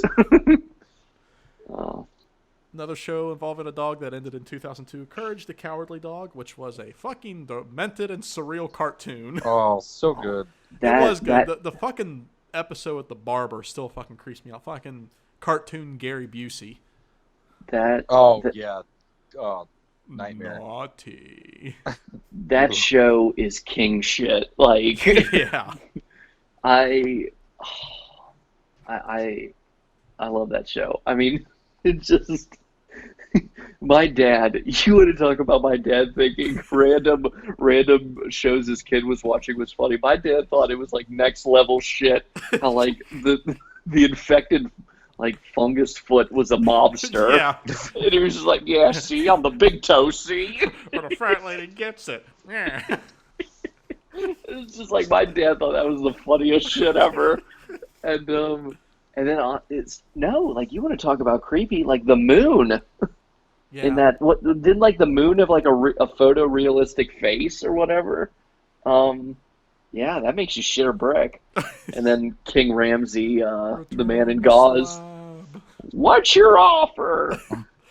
I would love to think that would be me if like some sort of like pharaoh whose curse I invoked was just like, you know, give me my shit. That would be my response. What do you got for me?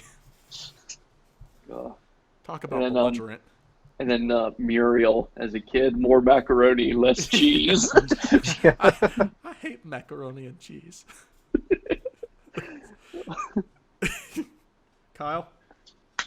I guess my favorite part of that show was always just how much like courage and what was the old guy's name? Eustace. Yeah, just how much they just did not give a fuck about each other. Yeah. Yeah. I fucking love that. I love the episode when the hunchback dude is living in the barn or whatever.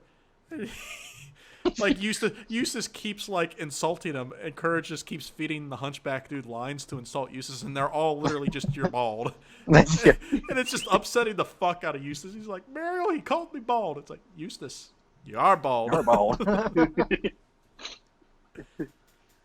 Oh, don't live in Kansas. I think the most surprising thing to me about just what I learned today is I didn't realize that show ended that long ago. Yeah. I didn't realize it had ended by 2002. For some reason, I had thought it had been on like through the mid 2000s. I agree. I was probably because of Cartoon Network syndication. Yeah. Oh but, yeah. Yeah, I didn't realize it had been over by that point. So.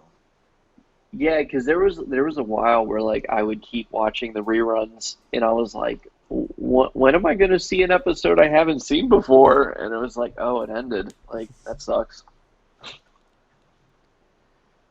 Now, two shows that ended in 2002 that kind of similar. First one, Unsolved Mysteries. There's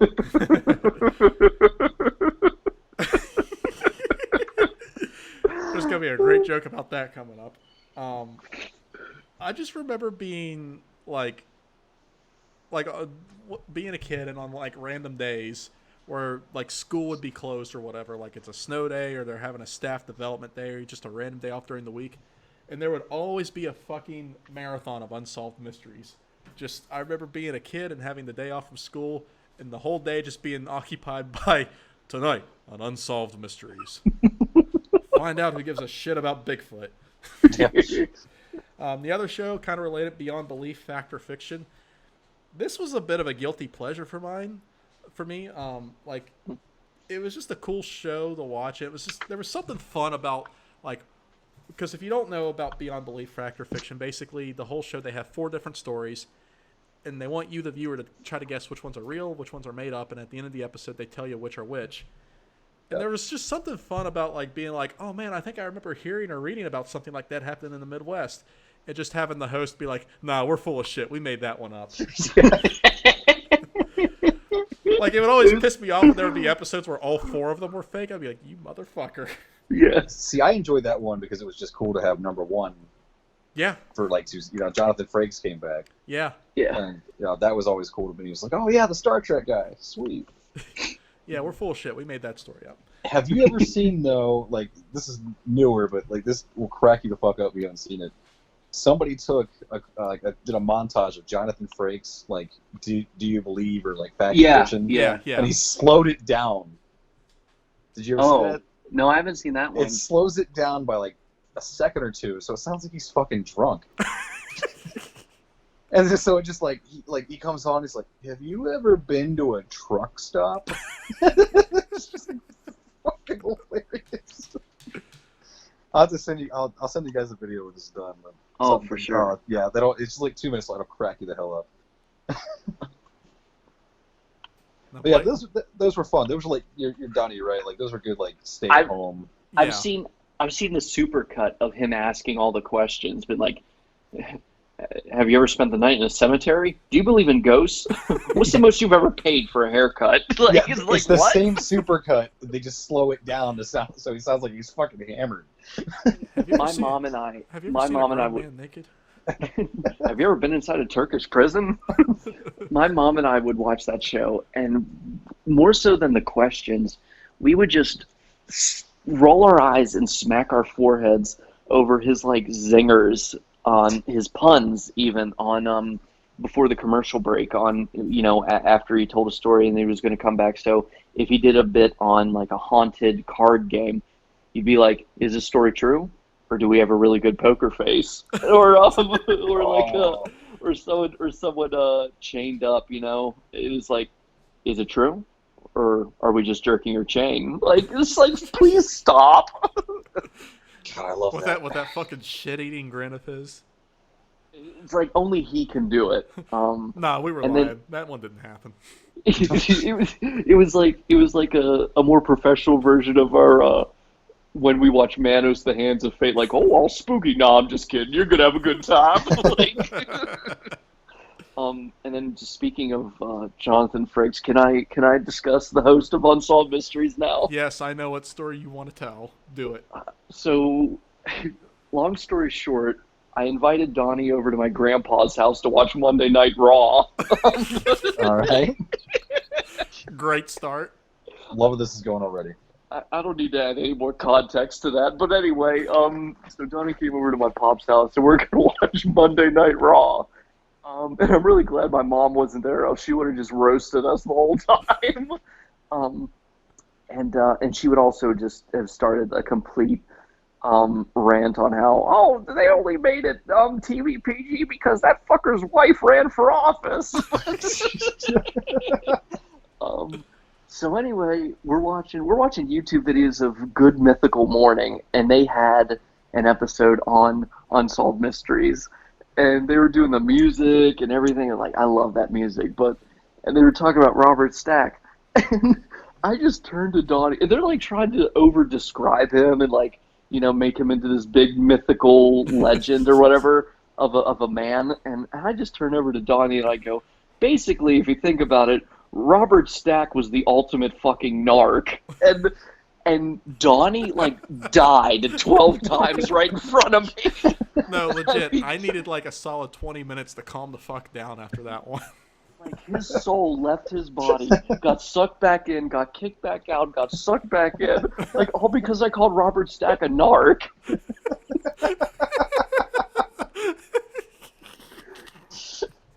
He was a fucking snitch. It's like he was a tattletale. I don't know what else to say, but like, but yeah, and then Donnie, explain your thing with the word narc.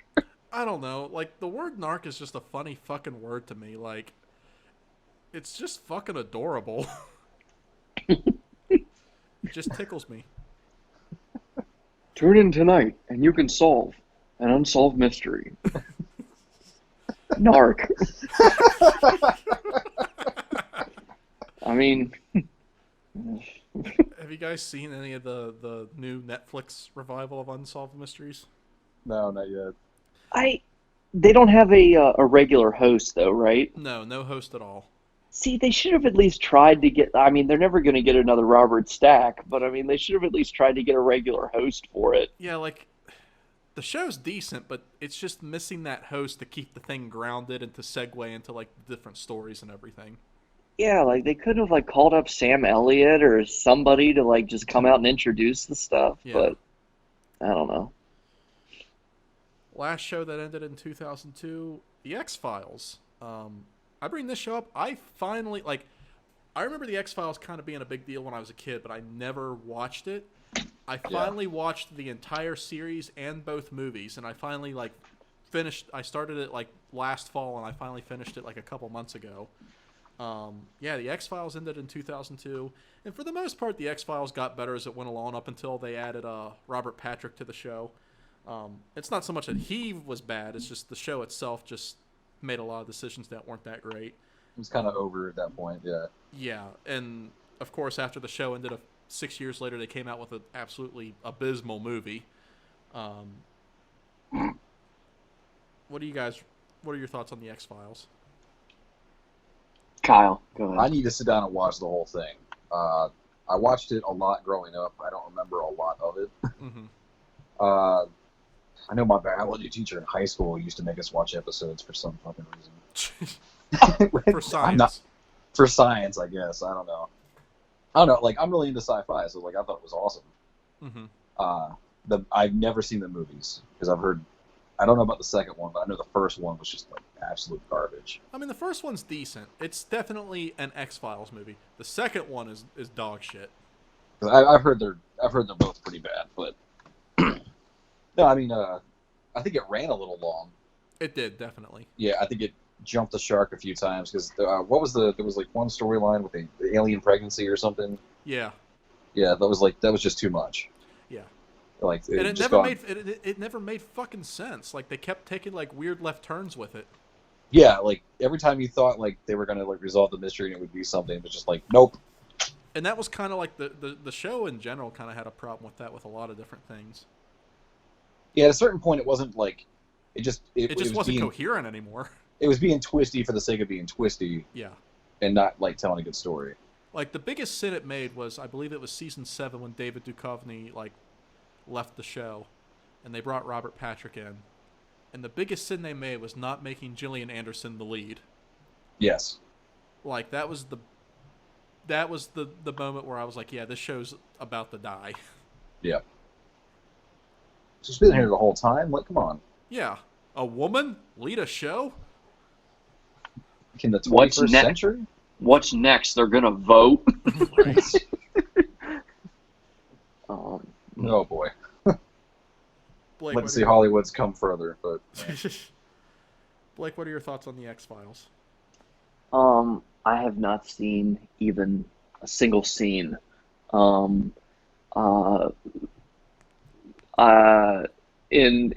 the song "One Week" by the Bare Naked Ladies, I know the lyric. I hope the smoking man's in this one. No, what I want to hear is explain to me or quickly your personal favorite episode or what you thought was the best episode. Because I virtually have nothing to say about it. I haven't even seen a clip of the show at all. But what would you say is the best example of what the show has to offer? My favorite episode is in season 4. It's called Musings of a Cigarette Smoking Man. That is my personal favorite episode. I think season 4 as a whole is my favorite season of the show. So if you're gonna like just try to watch a random episode of the show, I recommend that one. Okay. What's like a quick synopsis of it though? It's basically a look into the past of the cigarette smoking man, who is kind of like basically the main villain of the series. He's just a very mysterious figure. Nobody knows what his real name is. Nobody knows who he is or where he came from, or even really what department he works for in the government, like who he works with or for. But this episode kind of like sheds some light on him and fleshes him out, and not just his past, but also just him as like a character, as a human being, and his desires and his admirations. Okay, nice. It's just a very cool episode. Cool. All right, well, let's move into our final topic of the evening. We're going to talk about some video games that came out in 2002, boys. Boys love video games. So, a couple games that came out in 2002. Super Mario Sunshine. Now, I did not own a GameCube as a kid, but I remember, like, Super Mario Sunshine. I remember Nintendo promoting the fuck out of that game. Like, I thought it had hit its peak with Super Mario 64, but Super Mario Sunshine came out, and it was a whole new level in terms of marketing and promotion with that game. same year, Grand Theft Auto Vice City and Grand Theft Auto 3. Surprisingly, I have never played a Grand Theft Auto game in my life, but I remember this year with these two games, this was like the time when the Grand Theft Auto series really started to adopt the identity that it has now. Yep. Yeah. Kingdom Hearts came out in 2002. That was a game I still to this day play the fuck out of. And I mean, Kingdom Hearts 3 just came out last year, and you better damn well believe I waited in line at midnight for that game. Just a game that really came out of nowhere that nobody expected. Or like, I remember seeing the commercials. It's like Disney and Square Enix, the makers of Final Fantasy, bring you this game, and I just remember me and like all my friends being like, "What?" And like nobody expected it to become what it is. Yeah. Sly Cooper came out in 2002, which I fucking love that series. Sly Cooper was basically like a playable Saturday morning cartoon. Yeah. Just Yeah. a fun game. And then of course Dragon Ball Z Budokai came out in 2002, which I was big into fucking Dragon Ball Z at the time. And the Budokai games, I like put so much time into those games. I still to this day think Budokai 3 is probably the best Dragon Ball Z fighting game, personally. What are your guys' thoughts on these games? Any other games that came out in 2002? Go ahead, Kyle. Yeah, mine's gonna be quick because I was a PlayStation guy at this point. Same. I did not have a GameCube or anything, so the only time I really remember playing Super Mario Sunshine was probably the demo box at GameStop, Yeah. and that was like for a total of all like 5 minutes. Grand Theft Auto. My brother and I secretly bought a copy of Grand Theft Auto 3 and hid it from my parents. They never knew we had it. Yeah. And our whole experience with that was just using cheat codes to see how many people we could kill before we got killed by the cops. Vice City was a friend of ours had that, so we'd sneak down to his house and play it. The rest of this, Sly Cooper, that was the one with like you were like the raccoon. Yep. Yeah, I remember really wanting that game and never getting it. Oh, so fun. Yeah, I just remember just being disappointed that I never got it.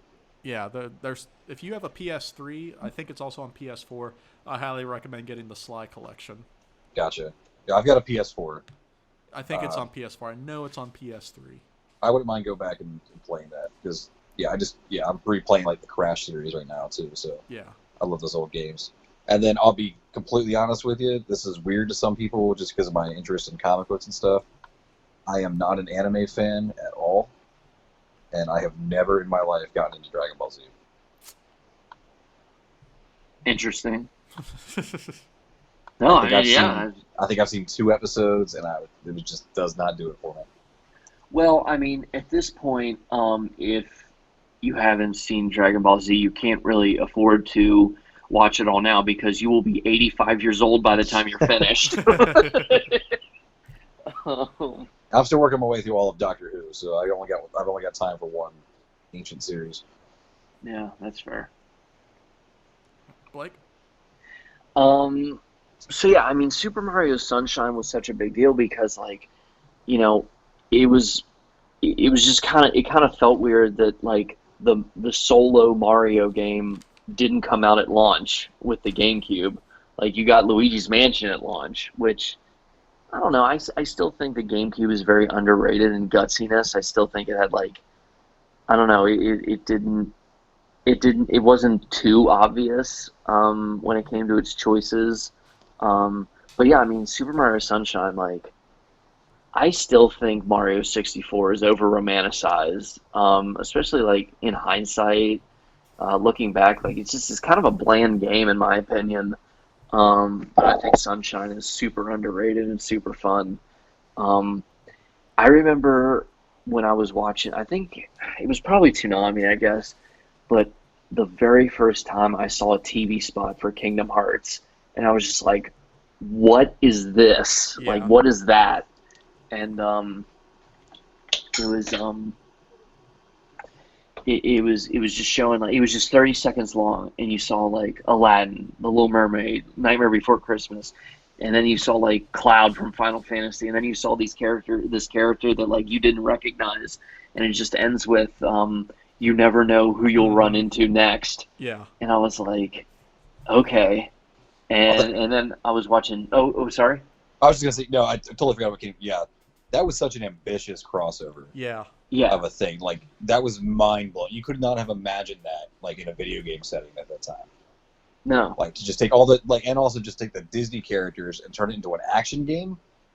Yeah. Like Goofy's at your side and the stakes are high. Like who the hell like ever would have expected that to be a thing? Right. Yeah. You know, like oh yeah, Goofy, here's a sword. Let's go kill some things. Yeah. Never in my life would have been like, oh yeah, if I could pick one guy in the world to fight with, I'm picking fucking Goofy. I'll fucking do it again.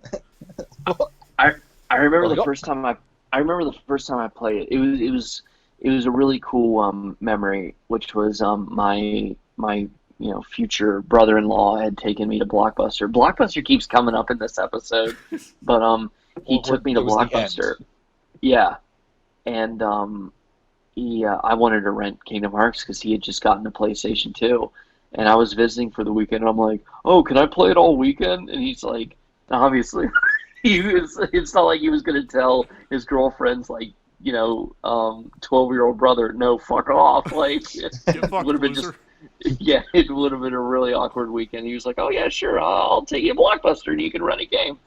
And I was like, oh, I'll rent that Kingdom Hearts game. And I go there and they're sold out, or not sold out, but rented out. Yeah. And I was like, oh shit. And he's like, well, we made it this far. You just want to go pick out something? And I'm like, yeah, I guess. And I walk over, and I'm looking around, and I'm like, oh, none of this shit looks good.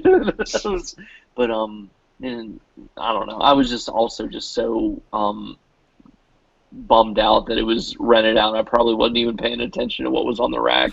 But he walks over 2 minutes later, and he hands me a case, and I look at it.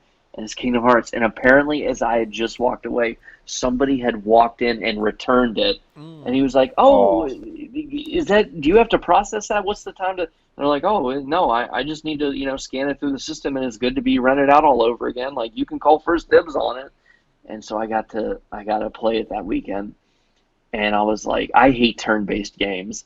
And I was like, I really hope this isn't turn-based. And I was like, so relieved when it wasn't. And then I was like, it'd be really cool if Donald and Goofy actually fight on their own and I don't have to control them, or else they just stand by in the background. And they kind of, I mean, obviously it wasn't perfect, and I'm sure in hindsight they're a little buggy, but they kind of fought on their own. And I was like, oh, this is the best game ever. I love it. And then Grand Theft Auto, I actually just started playing Grand Theft Auto 3 and Vice City for iOS. I downloaded them on my iPad. Yeah, I mean, it was the beginning of an era. And it was just kind of so weird how so many kids who grew up playing those games grew up to be bootlickers. Yeah, right. It's just kind of weird. It's just like, oh yeah, I'm breaking the law. Fuck this. I'll run over as many people as I want. Yeah, F you pigs. And then, and then 15 years later, it's like, well, if you would have said yes, sir, maybe you wouldn't have gotten shot 12 times. Whatever, kid. And there's the guy who took 12 hookers to the beach for 3 hours. Yeah.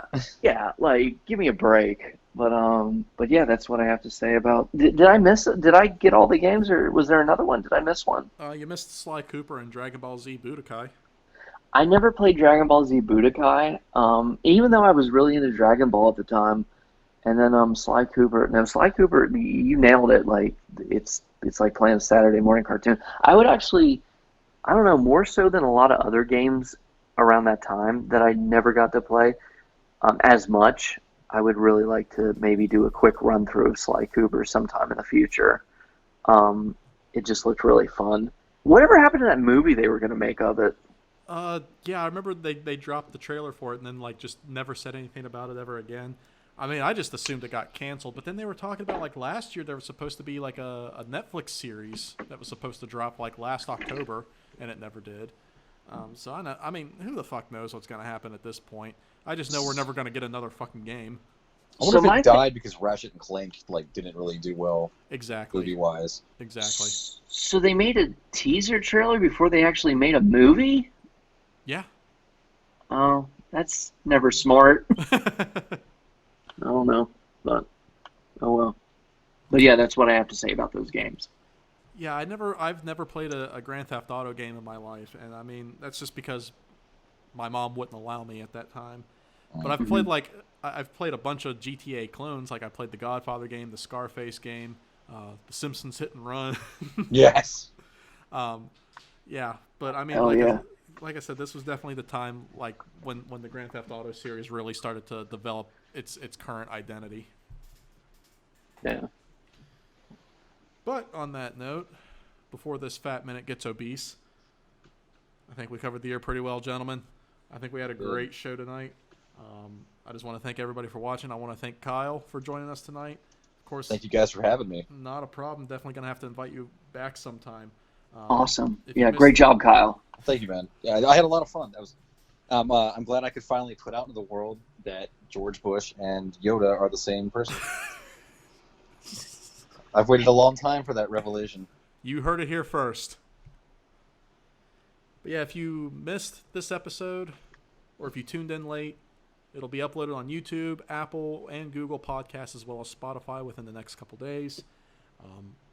Like I said, you can find Kyle's comic, Primal Instinct, on Comixology.com. You can also follow him at Kyle Raios on Twitter. I'm Don John. You can follow me on Twitter at Don John Laughs. Blake? I am BBJ. You can follow me online as Puka Saucy, at Puka Saucy, hashtag Puka Saucy. It's the same all across the board on whatever platform. And I also have new art coming out soon. So I kind of do like a cheap like graffiti aesthetic type. I don't know, nothing amazing, but probably not nearly as good as what Kyle's got going on. But it is just something that I do in my free time, and yeah, so I'll be sharing some images and ideas soon. Yeah, please share with me, man. I'm always down to look at cool art. Awesome. All right, well, thank you guys for tuning in. Thank you guys for joining me tonight. As always, be good, be safe.